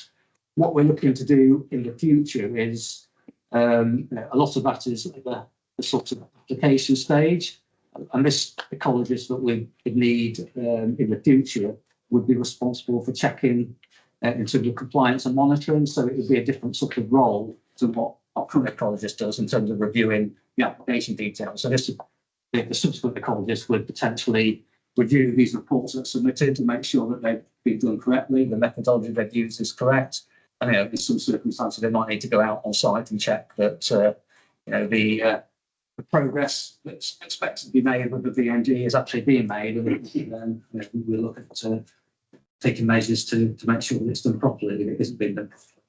So would the council employ him, or would the it'd be employed by the county council would employ this person, and the monitoring fees that we sort of set out would be used to offset the cost of that additional ecologist. Okay. I've got a second question, actually. Page 52, there's a rule there that says exceptional. I really don't understand what exceptional says. So can you tell the committee how many times this rule for exceptional has been used in the past year, and under what circumstances would the rule be implied? I mean, in terms of last year, it probably hasn't been used to date because this process is very new. So we were all, I suppose, getting to grips with it and understanding how it's going to go forward. So it's not something I can give you a figure and say, how many times in the 12 months, because the legislation that brought in the BNG requirements for plan applications came in I think it's February 24. So, we're just over a year now in terms of that. And you have to remember that, since that any application that came in before that date wasn't subject to BNG. So it's relatively new applications that have been subject to BNG. And probably a lot of these, hopefully some of these will have been determined, but perhaps there hasn't been many that have actually been implemented and developed so far because it's so relatively new. Thank you. Give for that. Councillor Martin. Thank you.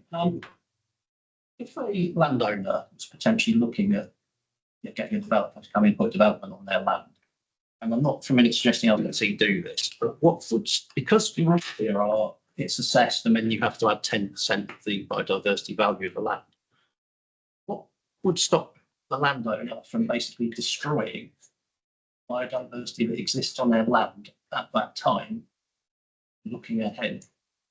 I.e., how far back? This seems like if I was a landowner and I was looking at having a developer move in at some point in the future, I'd be looking at this thinking it's going to cost me a lot of money. So how do we stop these landowners from actually basically destroying what's there at the moment in order to save themselves lots of money in the future? So I suppose, if I understand you correctly, saying if a developer's got a site that they're potentially going to look forward to submit, and it's covered in wild meadows and things like that, and they go and rip it off. Yeah. I mean, I suppose that there is some, that there is environmental protection in terms of, you can't, some things are protected in terms of hedgerows and things like that. So potentially they could be breaking the law in terms of doing that. So there is some protection in place. So that's something we would spot. If are these people going to be able to go into a site and say, actually, this looks like they've destroyed half of it before we've assessed it? I suppose it's it does come down to a little bit of certification. We haven't got resources to be going out to, across looking at land across the county because we won't know it's going to come forward until it's actually been submitted. So then to try and see what it might have looked like previously. But I don't know, Chris, in terms of any sort of legislation that would prevent a prospective developer going and ripping up the site before they made an application.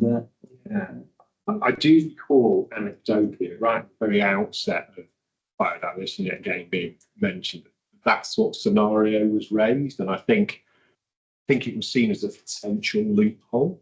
I'm fairly confident that loophole was being closed, but I will just have to do some research to see how that. But yes, I mean in theory, I think someone that they just before they applied for planning permission, they demonstrated that they. There's nothing to uplift. It's concrete. Yeah.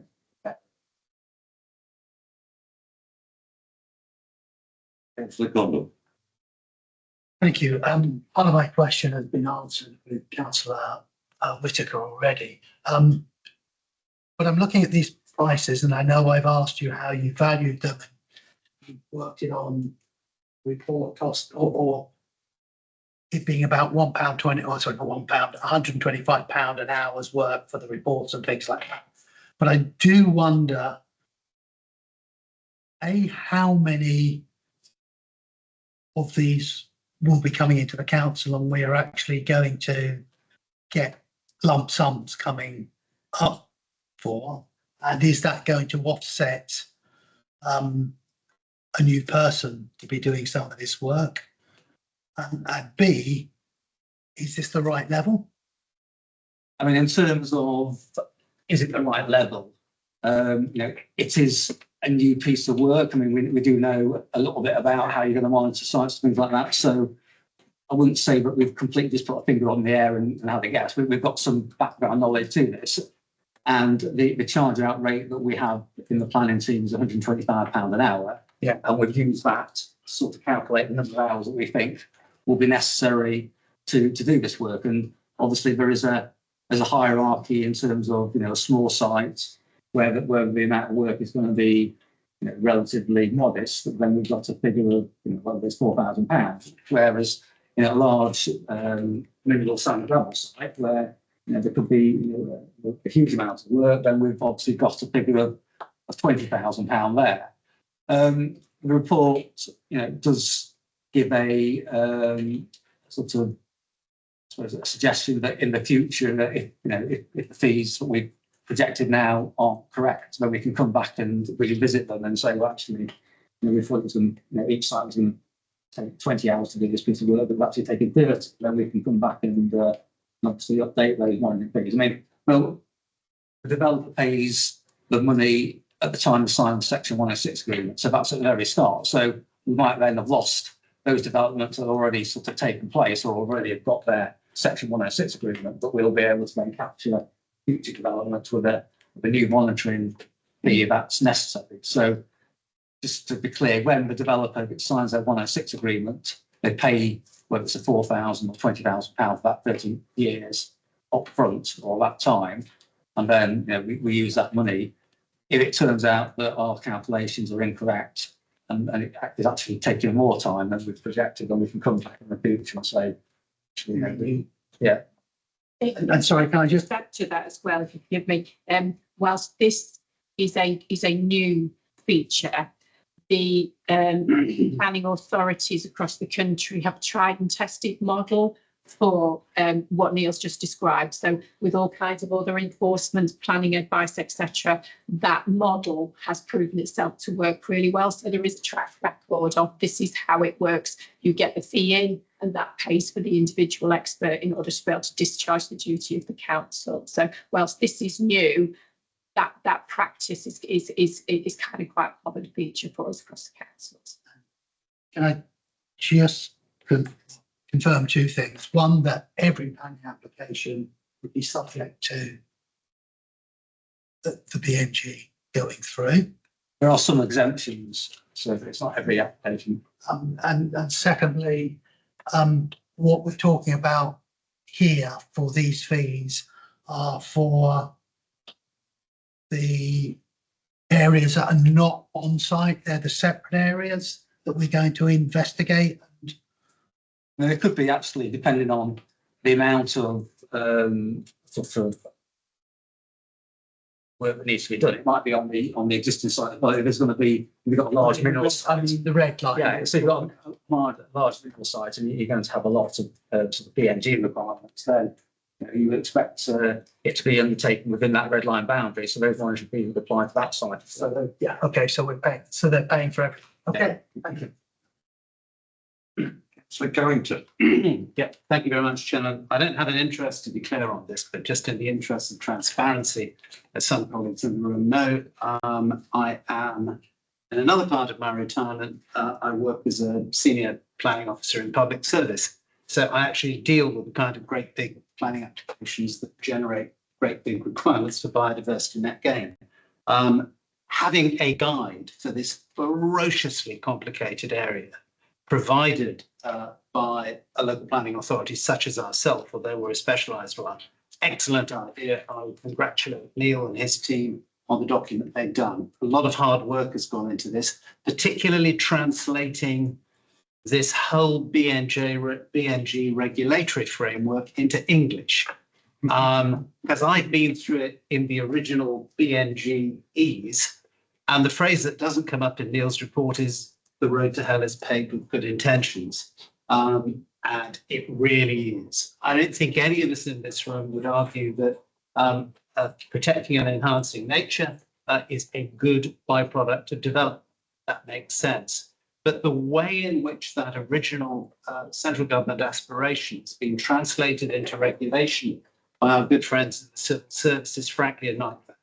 It is incredibly complicated, incredibly time intensive just to try and understand it. There are all sorts of, well, politely you call them tensions within the regulatory framework, and you might just say they're self-contradictory. It is massively difficult to work, and the amount of extra work for local planning authorities, and in our specialist way, we are a local planning authority, is very considerable. Going back to Councillor Whittaker's question, I think the Vice Chairman was bang on the money when he said, well, hang on a minute, we're having to hire somebody extra here. Yeah, we do. And if the implication, Councillor Whittaker, of your question was, does this mean there is an increased cost of basically doing the same business we're already doing?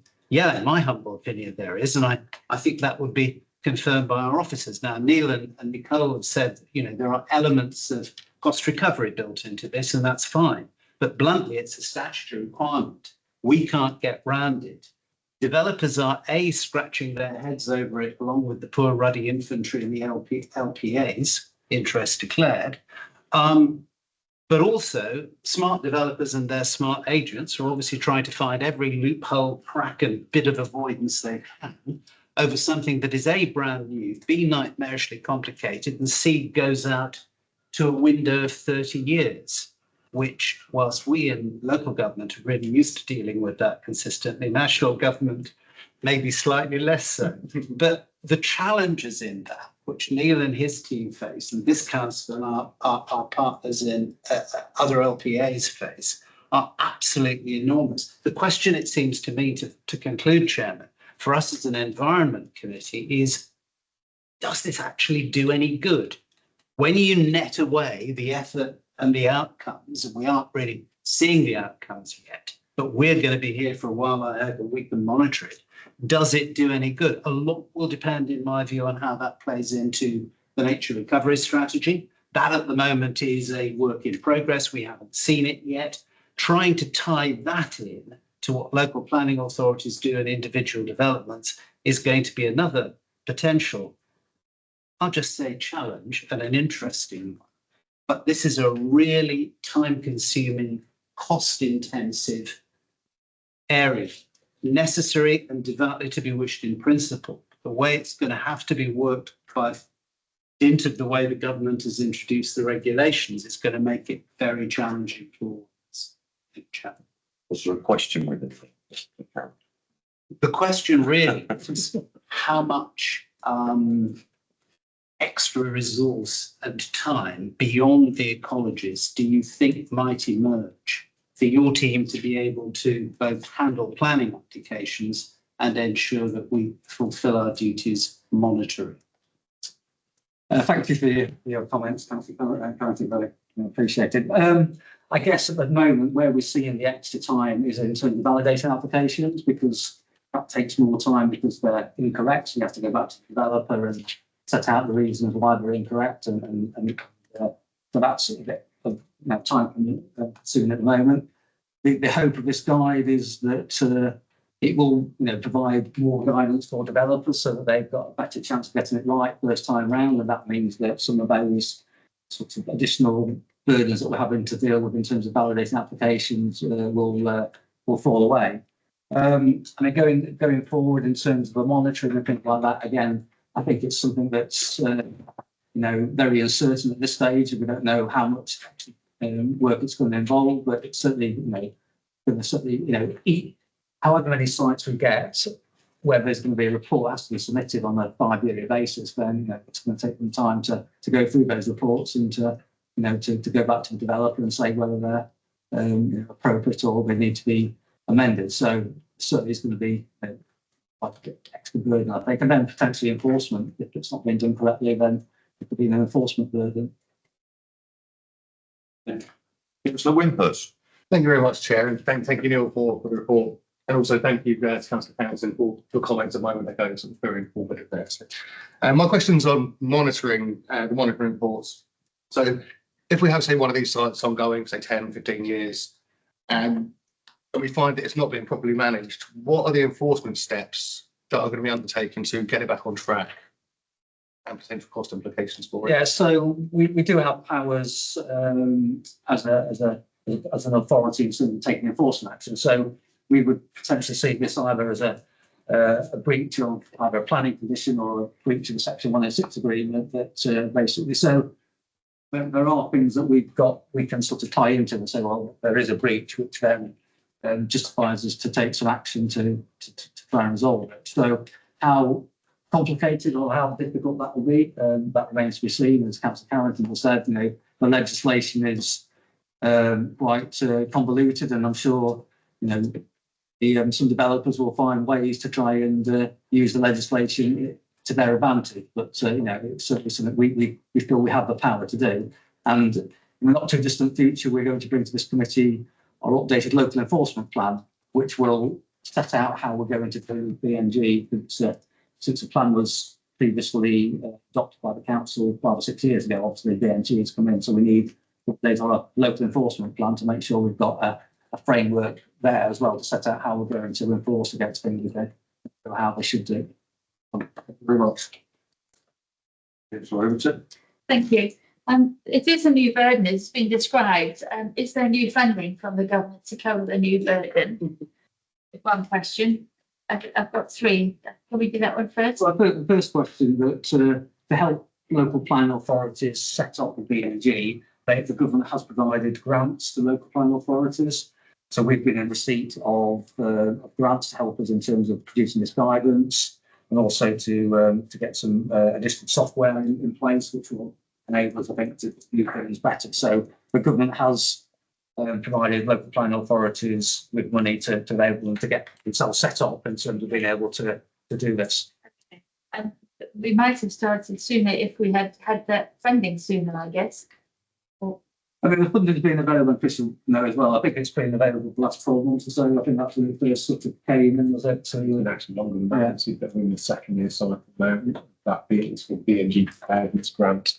So it's enabled Neil to start developing that planning something. So allow my team the opportunity to go in, like potential opportunities in data before as well. So it has been fronted up quite good. Okay, So thank you. obviously ongoing, it should pay for itself. Thank you, that's great. Secondly, the issue about developers destroying the wildlife before they put an application in. I'm sure that goes on. I know it goes on. We had an example in Northampton, which some others might remember, where a series of trees were taken down beforehand, and we were asked to count it as naught. No, there was no biodiversity on the site because 3 months earlier there had been. And it is quite hard to argue, if you do have to have photos or Google or something or local knowledge, but it was very difficult to tackle that, extremely difficult to tackle. And indeed, if they employ an ecologist to advise them on the BNG, the ecologist will advise them to clear the site before they put the application in, because they're paid by the developer. So, it certainly is going on, and I think it is worrying. The other point I think I wanted to make about that is, maybe we should, if we've got, as you did, a desktop study, I think, of the land use in the area, perhaps we should try to use that in advance and keep that as a record, so that if something comes in, is there a way we can say, well, yeah, but according to our satellite picture, this was previously, and things like the other one is a wildflower meadow. If you've got that, a farmer will tell you that they normally have to scrape it up and start again every 3 years to get a really nice wildflower meadow. So, those also happen. So if the developer wants it, they can just plant some seeds, say they've got to scrape it up every 3 years. It's quite difficult, again, very difficult to manage. So I don't know, these are things we perhaps have to find ways around. And the last question was about the solar panels, which we've all had a lot of discussions on. If they were allowed to have biodiversity credits underneath those solar panels, would that flood the market with credits? Thank you. I suppose last question. There is obviously, as if these solar farms and some of them already got consent and they're built out, then that is a business model that these developers may look at. I don't know in terms of how that will be assessed in terms of whether it is suitable to have these sort of credits, because Can be managed. yeah, and so I think there's some uncertainties there as to you've got all these solar panels, whether if that is conducive to a site for BNG. They will probably try and do that, but that is probably unknown at this stage. Thank you. Thank you. Thank you very much, Councillor Wimmer. So thank you, Chair. Just one more quick question. So when we start having all these sites in development and they're all ongoing, will there be a process of gathering their data from all the monitoring reports to give us an overview of the effectiveness of the legislation as a whole, if you like, so we can get a good overview of that? Yeah, I think at some stage, we're not there yet, and so we're setting the process up, but I think it would be good to be reflective and see where actually, and then maybe not just in our county, but across the country, there will be studies being done just to sort of see, well, how successful is this? As Karen said, probably all think that the sort of objective is right, but is this is this going to deliver on that? And I suppose at some stage, there will be some research that will get done and to basically say whether it has been successful or not. I can guarantee as part of the framework, the inspection framework, civil servants will come up with a tool of some kind in order to be able to evidence over the 30 years, this is what it was before, this is what it is now. And quite rightly so, if it's going to cost this amount of much of money, there needs to be some evidential kind of basis behind it, doesn't there? And so I'm sure that something will come into the inspection regime, and how that will actually work through, I'm going to guess has not been established as yet. But Thank you very much, Nicole, for your. Yes, Marie. Thank you for the report. I have a question around potential funding. It's not uncommon for a developer to go bankrupt after a project's been completed, or during even sometimes. Where will the ongoing funding for these sites and the maintenance costs, that sort of thing? You could say that the buyer, the officer goes around and says, oh, you need to do so and so. They said, we've got a float, so we went bust last week. So nobody's going to do it. Does that then fall to the county council to do that, or do they have an insurance-backed guarantee that they can always meet their requirements or something? I mean, I suppose at the start of the process, the developer has to pay their £20,000 for the monitoring to take place. So that money will have been paid at the start, because that's the obligation in section one. That's the monitoring side of it. Yeah, that will have to pay for the monitoring. In terms of whether they actually undertaken the necessary sort of work on site in terms of, I mean, again, I suspect that a lot of the planting will take place at the start of the time period, and Chris might sort of assist on that. And it's then whether, if there's any failures or we put in place to go up the energy, that then failed, and that needs to sort of replace it. And so again, that happens on, in the planning world to some extent. If the developer doesn't comply with a planning condition or a planning requirement, then you can take enforcement action. And But you can't take enforcement action against a company that's gone bust. no, I mean, there is, there'll always be, the land will have a value, probably, and that's how it's sort of, and where in other circumstances, in terms of planning enforcement, where those sort of things happen, the council can take direct action, and then there's a land charge on the land to be recovered, sold in the future. So there is a mechanism, and I think for like the BMG things, that probably the cost won't be huge, I would have thought, in terms of having to, it involves replanting or a lot of the planting or whatever they're doing at the start. It's just sort of making sure that it's ones that have failed have been then replanted. But there's no requirement that they have an insurance back guarantee they can meet any ongoing financial commitment. Other than paying their £30,000 or £20,000 up front. However, I think it is an excellent question, along with Councillor Wimhurst, actually, that officers, I think, could and should take away for a frequently asked question and put that actually into central government. Because I can imagine other people are asking you exactly the same questions, and that kind of valuable insight about things going wrong, I think, needs to be addressed and considered by government, and for them to give us some advice back again. And hopefully you'll see when we've been the local enforcement plan in the next few months, what we put into that BMG to sort of address some of these issues. So updated enforcement plan to take into account new legislation. There's more. Sorry, are you finished? Just a little one. Very large sites, up to 20,000. What if it is 35,000 acres or something very large? You might need another category. Thanks. I mean, again, I suppose that's something we can look at in the future, and we need to come back with that. Thank you very much. All the questions, you can now move to actions for the committee. Firstly, to consider the attacks report and determine whether the committee supports the recommendation to the executive, which is on page 27 of the agenda pack. Secondly, to agree any additional comments be passed on to the executive councillor in relation to this item. The first question, does the committee support the two recommendations in the report, which are on page 27 of the agenda pack? Yes, we did. Second that. All in favour? Carried, thank you. Does the committee wish to make any additional comments will be passed to the state as a statement to the executive for their consideration? Yes, go. Yep. Yeah. Seconder?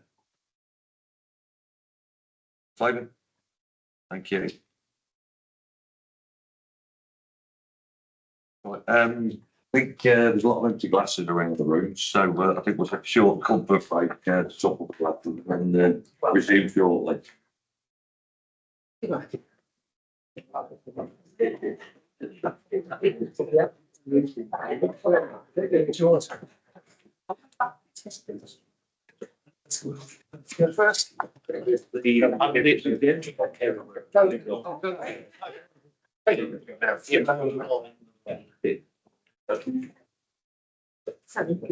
yes, we go back to the state of chairman, if you excuse me to go.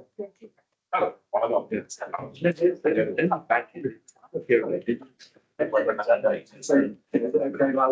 Delivery on. Absolutely. You did fantastic as usual. No problem. Been on the penny control and voting track. Yeah, it's, Where yeah, maybe, yeah. Things can control those. Yeah. You love it, takes that right in bed, like, to the start. I've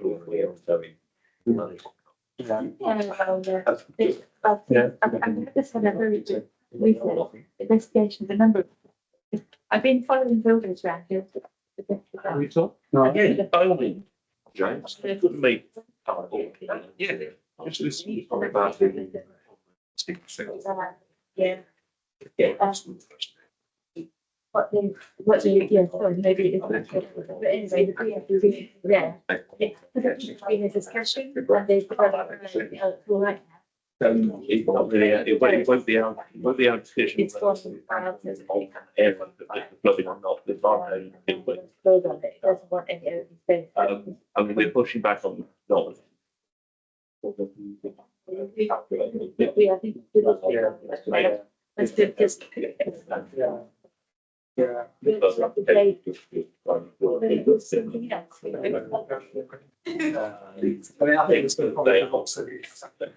Trying to, you know, wriggle around it and not get out of it. Yeah, yeah.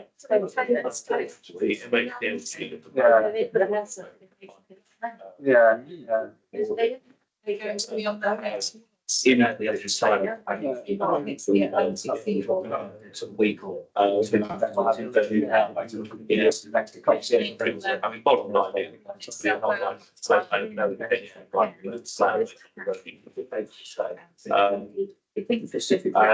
what does. Particularly gets into the thing. On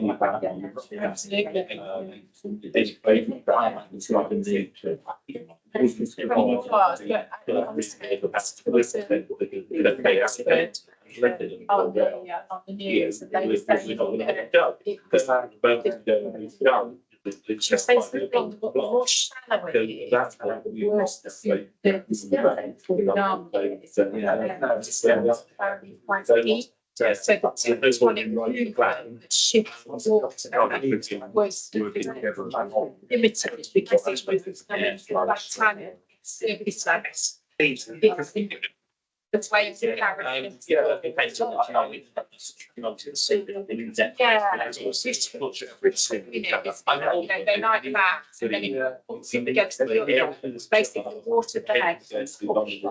And it actually shout, it's no way to distribute it. Yes. Yeah, so even though this one was the stronger one, it's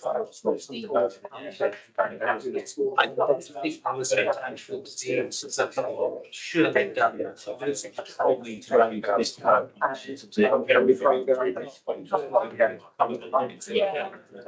It worked. Well.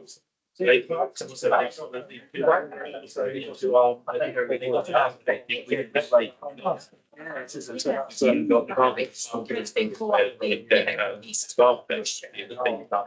East Coast.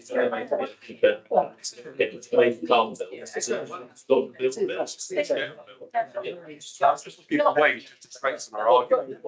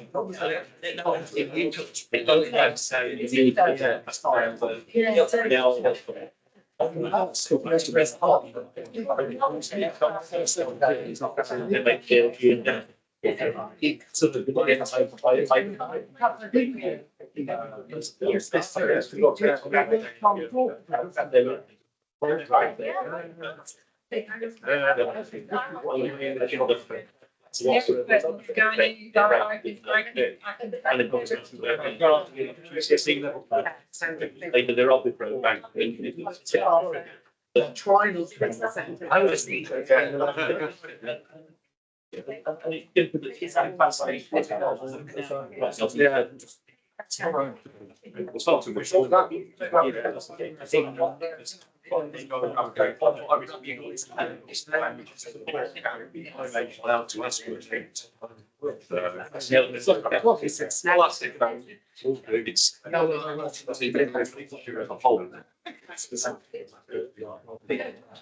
That is the best thing. Mate, something about That's all the linkages in terms of food, farming, the economy as a whole, it's in, you know. More than just. There's more sectors and, you know.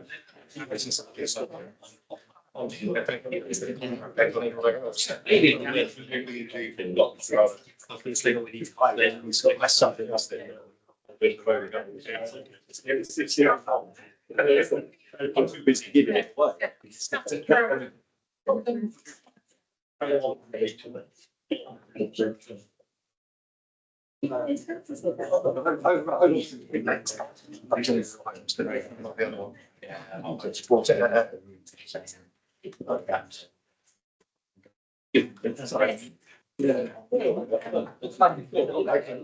It's a lot. I think he was on holiday, but I think he's going to find something to go back to. I think that I thought they were going to see if we get something else. Yeah, let's go. But they're not, what's going to do? Maybe that's a reason I'm not like. Yeah. That's really, what you should be able to, something we've got, teams that are. I think with nature delight, you can't actually see everyone and all that sort of stuff. It's more. I know I've been in meetings in this room in previous ones for council term. You played up the walls within the live stream. You never know. They may need to record it, you see, and then put up later or something like that. Yeah. So. You don't. Yeah. That's it. And that's it.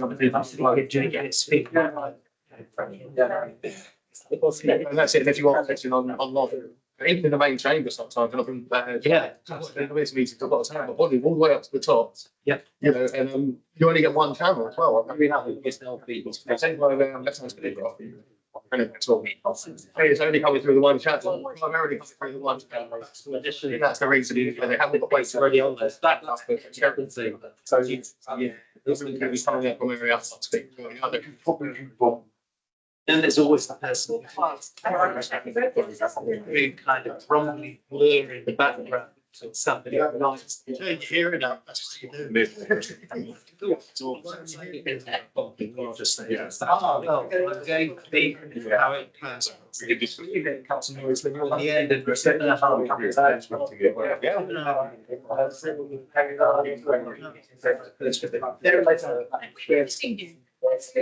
Sorry? Okay. And then you just have it fun for age. Yeah, and it's a bit. Anyway, it's this, yeah. Like, what do you mind? This is, I am going to. But there's, sorry. Yeah. But tax wrap. If we're going to go to the whole hog, let's tax every single one of us based on the big hog judges what the following. See which bits we're looking at. Yes, that's right. They didn't have sex for it. 1.2, 1.3 million for each. We have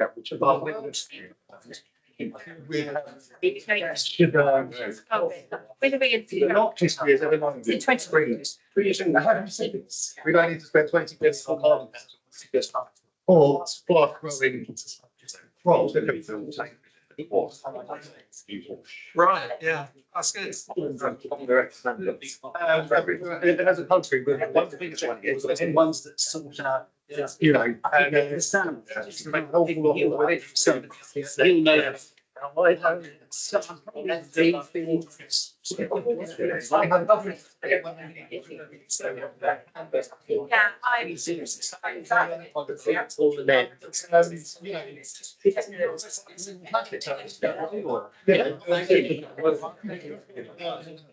only just my balance and things in my own. I just got back to bed. Just give me a minute, please. Just strap yourselves down before we start the recording, please.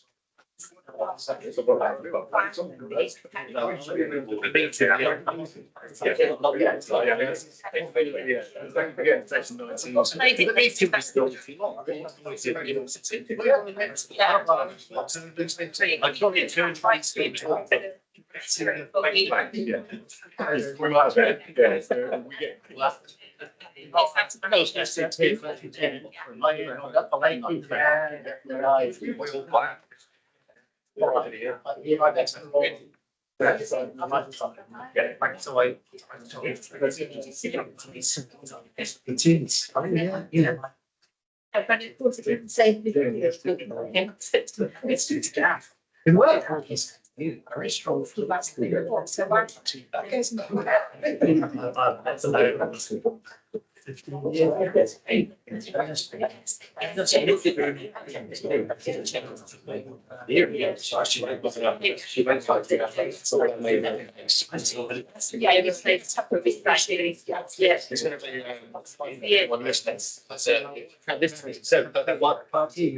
And so nothing. That's it. Well, I've done that before. Watch that. Yeah, all the way up. Yeah, I've got it all the way up, and I've got a piece of music on it. In January as well, get one of the girls.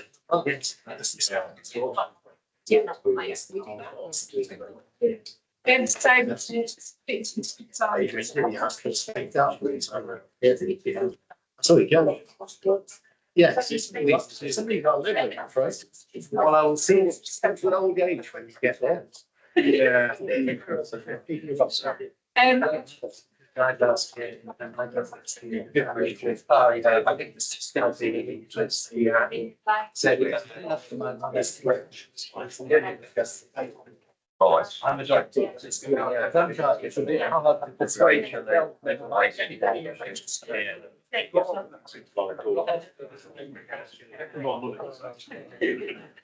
It's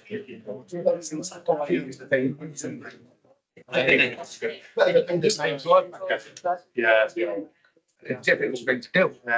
No, promotion and things like that. All cash on that.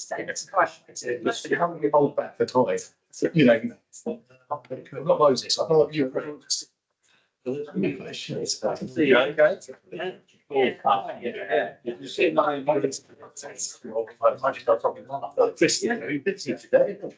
It's I'd like to it's a last minute. Like throw something together in the, you know. It'd be interesting to know about their modelling. I noticed it went back to the 1200s. It's the same, but our climate modelling only went back 100 years. Even though I played in. No. Right, we can all be seated in place. Thank you.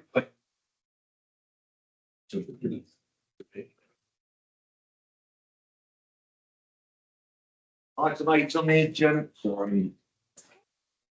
Item 8 of the agenda, procurement maintenance of compaction machinery at household waste recycling centres. This is our second pre-decision scrutiny item. In this case, the proposed decision is by Councillor Danny Brooks, the Executive Councillor for the Environment. The report is found on pages 69 to 76 of the agenda pack. This will be presented by Rachel Stamp, Waste Management Project Manager, and Leanne Fotherby, Commercial and Procurement Manager. Thank you, Chairman. So as you see in the report pack for you, this is a report in respect of the contract for the planned and reactive maintenance and repairs of compactors across the 11 household waste recycling centres in the county. The current contract expires on the 15th of November 2025, and we propose to procure a new contract for an initial term of 3 years plus 2 additional 12-month extensions at an estimated overall value of £750,000 for the lifetime of the contract. As the Waste Disposal Authority, Lincolnshire County Council has a statutory duty under the Environmental Protection Act to dispose of all waste material that comes to us, including that of the HWRCs, and the compactors, the machinery there, enable us to maximise the capacity that we're able to collect and therefore transport in any one go. So they're essential pieces of equipment for us. The number of compactors on each of the sites ranges from between 4 on some of the smaller sites to 7 on the larger sites. The majority of those are traversing compactors, which means they move up and down a line as we need them on each type of material. We've currently got 59 compactors in the estate across all of those sites. This contract is in relation to the planned maintenance and servicing in the form of 6 monthly and annual services to the machinery, as well as reactive repairs as and when they happen. And just to put into context, during the 2024-25 financial year, the total cost of services for this activity was £118,500 inclusive parts. So that's what it is that we're actually looking to re-procure. Leanne's going to tell you how we want to procure that. So the market is relatively large. We have conducted pre-market engagement and 19 suppliers responded to our pre-market engagement. It is proposed that the payment mechanism will have indexation applied to it, and the contract pricing will include a unit price for the servicing requirements, an hourly rate for the ad hoc repairs, along with the cost price for parts and a percentage markup. No other costs will be paid in relation to this contract. Due to the large number of suppliers, we'll be using what's called a competitive flexible process. This is a new process under the Procurement Act, and it allows us to apply a selection stage to assess the capability and capacity of suppliers. And then we take the top 4 suppliers through to the tendering stage. So it's less resource intensive for the council. Bidders will be assessed on their policies and procedures along with their finances at the selection stage, and then business continuity arrangements will be assessing evaluating tenders. Performance monitoring is included in the contract and includes the timescales for attending site for ad hoc repairs. Given that they are essential pieces of machinery, we need them to be repaired quickly. And deductions will apply for each key performance indicator as well. The contract also has termination rights within it for both full performance and also for voluntary and partial termination as well. We'd like to invite any questions. First, I'd like to thank you both for the report, and I think on a personal level, I thought after reading it, it's very detailed, it's very descriptive, and for the value for money over 11 sites at that sort of price, I think it's a really good deal myself. Obviously, people may see it differently, which we'll find out very shortly. Go to questions. Councillor Whittaker. Oh, thank you for your report. Rachel, I think I should send this question to you. How many breakdown calls were made in the period, and what was the additional cost in parts and labour? So the £118,500 was for everything. Off the top of my head, I'm sure the actual number that we had, and we did put a query in the team. I can come back to you. They are relatively low because they are well maintained machines. So by having a 6-monthly service on them, they are well maintained. But I can send you the details of the actual number of breakdowns that we have. Fine, thank you. Next question. What's the lifespan of these compactor units? And when do you expect to need to replace them? Again, they are, I would imagine probably the last ones have got a good 15-year life on them. I'm just thinking back onto them. They are well maintained. We do have a large, as we say, a large fleet of them. We've recently increased that by 2 as well. So we wouldn't be looking for new compactors for at least 15 years on them. Okay, thank you. Councillor Winters. Thank you, Chair, and thank you both for the report. So could you please give the committee an idea of the age of the compactors that we actually have already? And does the age of them affect the cost of the maintenance and the number of repairs over time? So I would need to do an analysis based on that, but obviously as part of our asset management programme, we do. The compactors are probably about the same age as each of our sites. So we have some sites that have been in place for 15 plus years and that will have had replacement machinery. Our newest site in Tatchell is 3 years old. So the compactors on there are 3 years old at that point. To be fair, because of the regular maintenance of them and the updating of them and the cleaning of them as part of the staff's regime, they hold up really well. And you think, we've got 60,000 tonnes of waste through the household waste recycling centres every year. So they are well looked after and well maintained as well. Thank you very much. Do you feel there's enough recycling centres throughout Lincolnshire? Obviously, have you got any vision to plan to make more, reduce them, expand them? For the number of recycling sites, I think that's probably one that falls outside of the remit of this actual contract. I'm looking at it. So at the moment, we have a very clear policy in place that says how they're distributed across the county, depending on whether they sit in a particular marked area. What we are looking to do is a review of the current HWRCs, not in regards to kind of bringing more online, but just about the facilities of which the compactor is part of that programme, about enhancing and updating them. So some of the old sites, they were designed at the time, so they were designed for not quite so much customer, they were designed for a different size vehicle, they weren't designed for pedestrians. They certainly weren't designed for a resale site, which has just kind of been phenomenally successful. They weren't designed to have repaint shops in them either. So what we are looking is how we can reconfigure these sites to make them much more efficient and the equipment on site much more modern and user friendly for customers. So that's something that we're just kind of considering.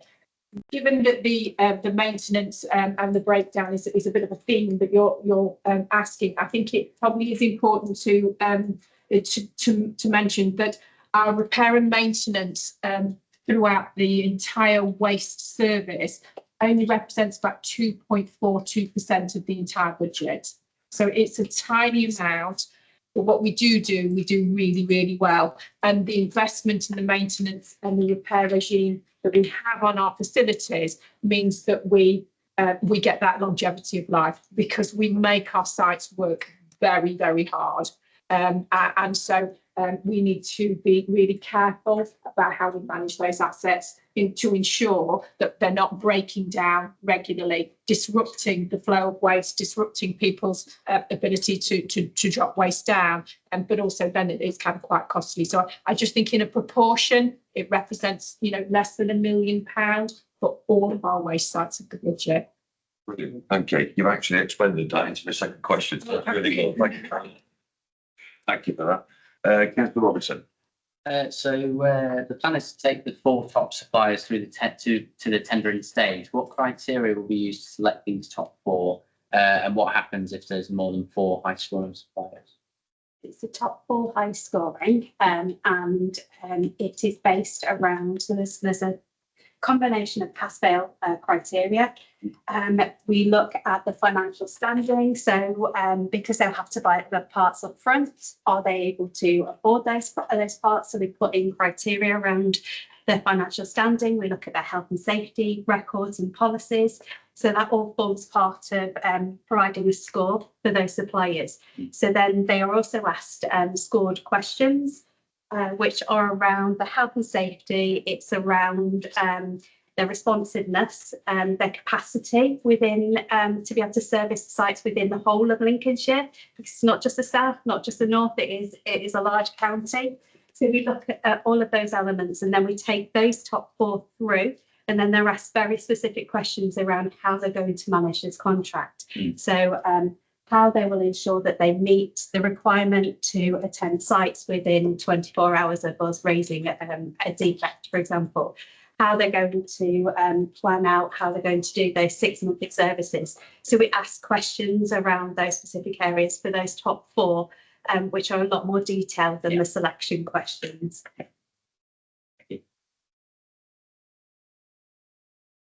Councillor Whittaker. Hello. When you find the need to replace these compaction units, what is the expected cost? And has the council budgeted for this replacement? The expected cost will be as will be at the market at that point. We haven't got any plans at the moment for the need to replace any. So I can come back to you, but again, it could be at what is the cost of a compactor going forward. Yeah, you'd said some of these have been in use now 15 They years. have, And 50 years is the sort of expected life cycle of them. So the ones that we've had at the moment, yes, it is, as Nicole's explained, because of the way that we manage them and get the longevity out of these assets, we haven't got the need on the current asset review that we've undertaken to replace any of them at this given point. What we are doing is ensuring that they are maintained and able to go forward. I think there has been, if I'm right, in the last 3 years, there were 2 previous compactors that, 2 additional compactors that have been added to the suite. I can get what the indicative costs of those was, Councillor Whittaker, and share that with you. But at this point in time, we haven't got anything imminent in the next 3 years budget to be able to replace them, because we don't foresee the need to at this point. Okay, thank you very much.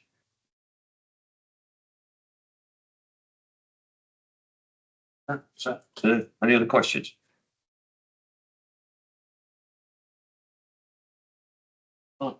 There's 2 actions required from the committee. Consider the attached report, determine whether the committee supports the recommendations to the Executive Council of Environment set out on page 71 of the agenda pack. To agree any additional comments to be passed on to the Executive Councillor in relation to this item. So to the first question, does the committee support the 2 recommendations in the report which are set out on page 71 of the agenda pack? Yeah, all those in favour? Yeah.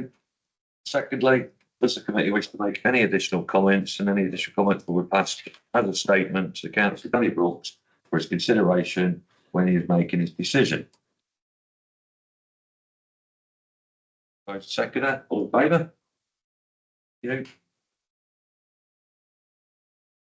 I can confirm that the committee has.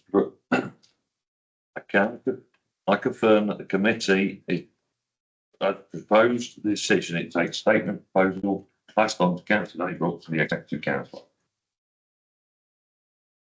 For that. Item 9, Storms Impact Working Group follow-up recommendations. This report is found on page 77 to 84. This item will be presented by Chris Miller, Head of Environment. Thank you, Chairman. To request of the last meeting at Scrutiny, asked to bring back the recommendations and responses that have been previously made and any updates to the work done by the Storm Impact Working Group. So that was set up following the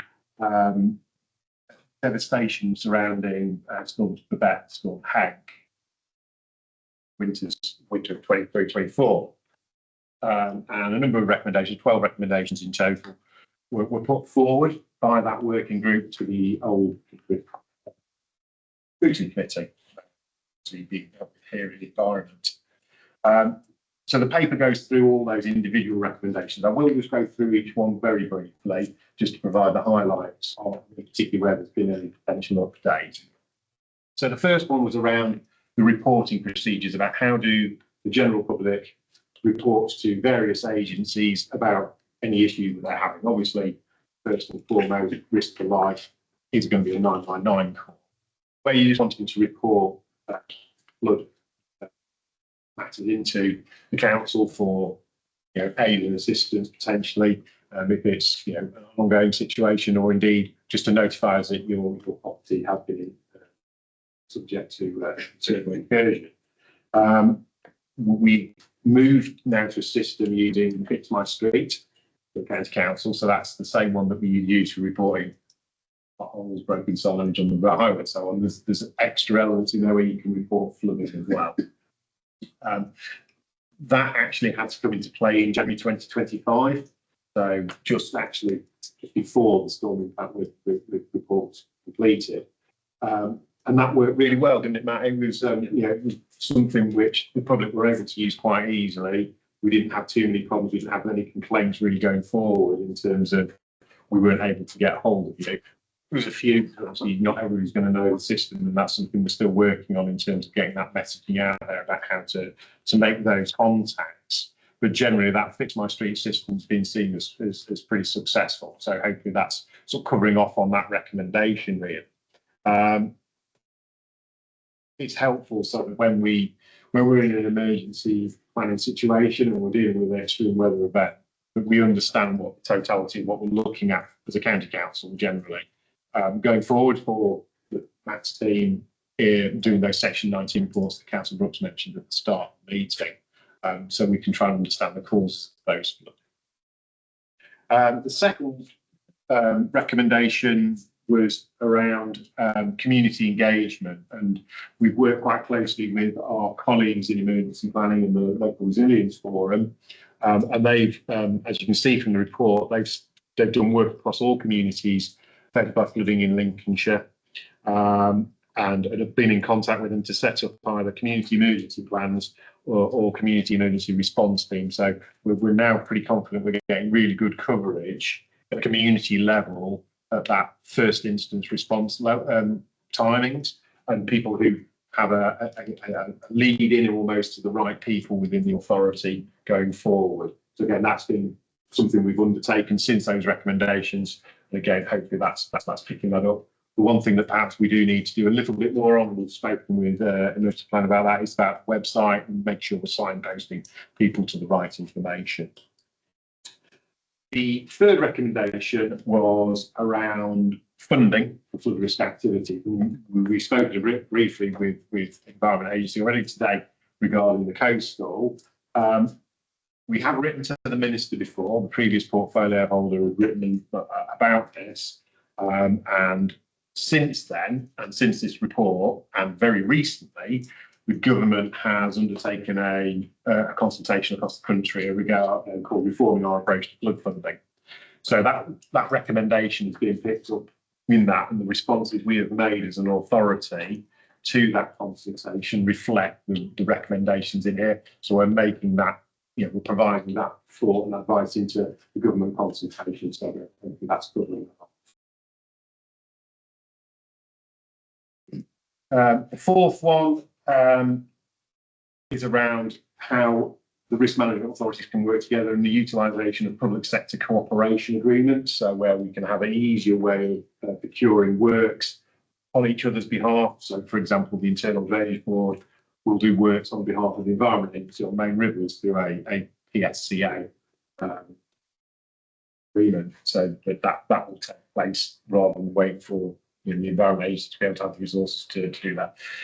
It is limited by resources across all risk management authorities, but it's where there are opportunities, they are being taken up now, which is really useful. they were before, to be fair, but perhaps not to the extent that they have been. And so the key here is that it is limited by the level of resources for each organisation, because there is a finite amount of resources across all of us. So that does have an effect. The fifth recommendation was regarding the Environment Agency and their approach to protected species and utilising any exemptions under the Wildlife and Countryside Act 1981. Obviously, as a local authority, we told the Environment Agency that was the recommendation, and to the extent of how they proceeded that. However, they are obviously bound by legislation as much as anyone else, and they have other functions other than flood risk that they have to take consideration of. But the point's been made that we need to be looking at protecting households from flooding, and we should be doing that in the most effective way. And if there are exemptions, then perhaps those ought to be explored more readily. The sixth recommendation regarding the funding for drainage boards. This is something where we do need to pick up something with Councillor Brooks. Councillor Brooks and I spoke yesterday about how that might look going forward, and we will be prepping up a letter to the Minister to making sure that all the points are properly reflected, so that we can, it says in the report, supporting the county properly against flood mitigation and maintenance, and making sure we're getting the right levels of funding. It's about making that case for Lincolnshire again, similar to the coast bit, but looking on a wider perspective, possible for living as well, legal and coastal. So there's quite it's a letter we've done before for previous portfolio holders, so we can go through that and see what's still pertinent and make that point again to a new minister. The seventh recommendation is regarding the alternative valuation calculation regulations. It's a pithy title, I admit. This is around drainage boards, and this is something I'm going to pass over to Matt because he's had some contact with the Association of Drainage Authorities in the last week or so. Yeah, that's fine. So this week, along with Councillor Brooks and Councillor Matthews, I met with Innes Thompson, who's the Chief Executive Officer of the Association of Drainage Authorities, which is the umbrella membership organisation for internal drainage boards across the country. And we were talking about some of the challenges and that both drainage boards have experienced, as well as the Environment Agency themselves in local government following the flooding events, and how this fits into that bigger picture. One of the things that we recognised, and ADA, Association of Drainage Authorities, recognised, is that potentially local government reorganisation may offer some opportunities here in how we are restructured, both from a local authority point of view, but also how the drainage rates are paid and how members are supported in that change when we go forward. So Innes has given that commitment that Aidan will work very closely with us as a county council as part of our assessment as to how we work under the local government reorganisation, and how this works with the internal drainage boards will form a key part of the environment element that we will look at more closely as to how that might be structured and work in practice under LGR. So I think there's some opportunities there for a bit more of a deep dive into that and see what that might look like in practice. So moving on to recommendation A regarding the potential for a full condition assessment on the lower bank. That's from parish of Bournemouth downstream and all the assets that go with that. And it's something we'll take away as officers to discuss with the Environment Agency. They come to this meeting on a quarterly basis, so we can ask them for updates. I think they're actually here at the next meeting. I think that's the first time they've come to this committee, so that they can come back and report on any progress made on that, or what their time frame for starting to make progress on that, and amongst all the work that they're doing as well. But it is something that's been noted and will be taken.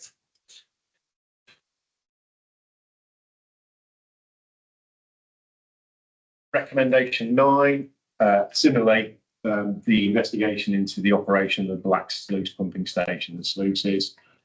That review's already been agreed to be undertaken.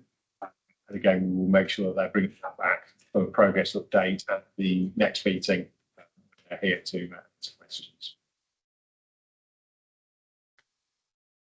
I'll pass over to Matthew again for number 10, because it's around our role as lead flood authority and where we're working on the groundwater flooding side of things and the groundwater project that we operate, which Matt leads the team. So just a brief update, Matthew. Yeah, so just a very quick bit of background for the benefit of new members that may not be aware of this. So we were successful in securing approximately £7 million as part of the national funded flood and coastal innovation project to specifically look into and better understand groundwater flooding across the Greater Lincolnshire geography. This was about 2 years ago. We were successful in that, and that project has been developing over that period of time. And so groundwater is perhaps one of the least understood mechanisms of flooding that we have. Water, certainly groundwater, often finds a path of least resistance. So where you may have an issue in one area on one occasion doesn't necessarily mean that's where it will occur on another occasion. So we've been looking into this through the team, working with a number of consultants, national projects and things like that to better understand the groundwater across the limestone catchments and other areas in the county that are influenced by the rise in groundwater aquifers and groundwater levels of conditions. So there's a lot of learning coming out of that. That is being fed back into a national team to make sure that that learning is taken forward as best as it can be across a wider area and not just Greater Lincolnshire. So I think just to give some assurance that groundwater is a high priority for us in the county, and that project is really getting some valuable lessons coming out of that, which is due to currently end on the 31st of March 2027. That's when the funding, that's national funded project ends, although there is a potential opportunity that we may be able to get that extended to enable us to have a monitoring period from the lessons that we've learned as part of the project that we've implemented. So we can happily bring further updates back to committee as that continues. And just on the last couple, recommendation 11 was around the Greater Lincolnshire Environmental Authority, the Rural Authority. Part of the devolution deal, one of the elements within that is the setting up of a Greater Lincolnshire Water Strategy Group. It's a discussion that Matthew and I have been having with officers within the MCTA. We have a meeting going forward. I think it's October, is it? September. We also have a meeting next week as well, just to get some thoughts together initially around that. But then October is more detailed. So that's working with our colleagues who do similar sort of works at North and North East Lincolnshire as well. So you're getting that global Greater Lincolnshire scale, thinking about how the water management strategy and flood risk is developed across, and as a strategy more widely. It might tie into what we were looking at earlier again with the perhaps looking at Humber 2100, Links 2100 and Fez 2100 as the total thing rather than should show some use in that. And then finally, the 12th recommendation was about working together with this manager. Sort of hoping really that you're getting that we are doing that, the work that we do with the Environment Agency already, work we do with the risk management authorities like the districts, the meetings we have regularly with the internal drainage boards, the strategy group meetings we have at a Lincolnshire level, about taking that to a strategic Greater Lincolnshire level as well. Just all indicates that work is still ongoing. It's something that we feel quite good at, bringing that together and making sure that everybody's pulling in the same direction. Obviously, we all have our own challenges as organisations, whether that be resources or directions and strategies we're expected to take. But it's where we can, again, coming back to that idea that we're providing the best benefit across all the RMAs for the residents, visitors and businesses in Lincolnshire. And that's important. Thank you, Chairman, and obviously have to take questions. Well, while everybody's looking at the agendas, at page 81, recommendation 6, A and B, in particular B. Find it. There needs to be a commitment to emergency funding for internal drainage boards in the event of future severe storms, which leads to extensive drain damage and their assets. When you read in this top statement of 6, it says that whilst funding of 75 million announced by the government February 24. So is that something you're recommending that we as a council fully support, that you keep pushing to allow that funding from that pot, or is there an additional pot to support the drainage boards for extensive damage? So that recommendation from the working group was around there was a £75 million pot, but that's for repair and recovery for those storms in 2024. So going forward, there's no known pots about future events, and we know that they're going to be some at some point.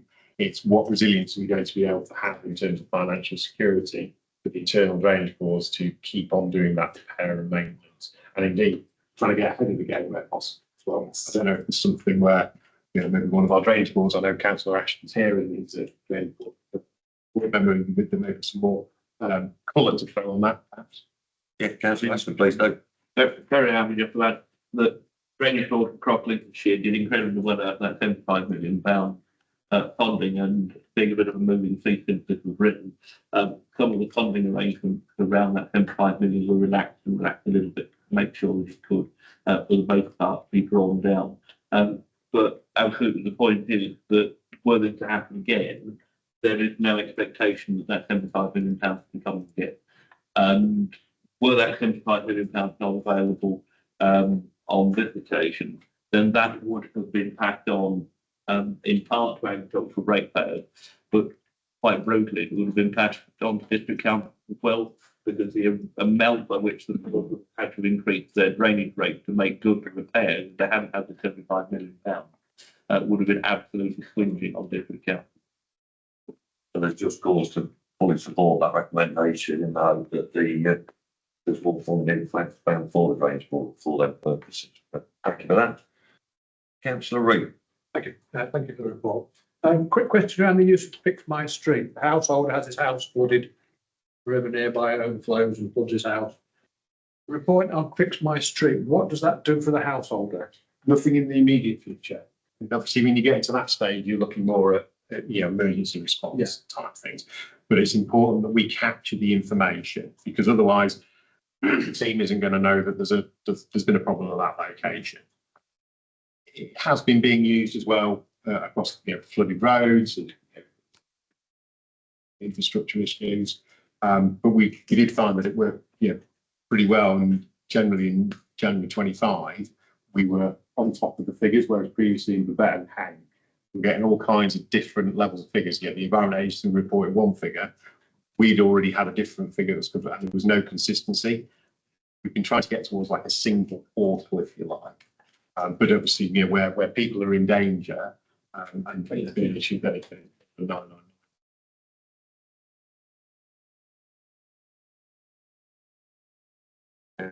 Councillor Whittaker. Thank you, Chair. Chris, in para 11, it says, the statement says the Greater Lincolnshire County Combined Authority be requested to urgently establish a working group with the lead local flood authority, provide Lincolnshire with the powers and funding to manage the environment better than it has been previously managed.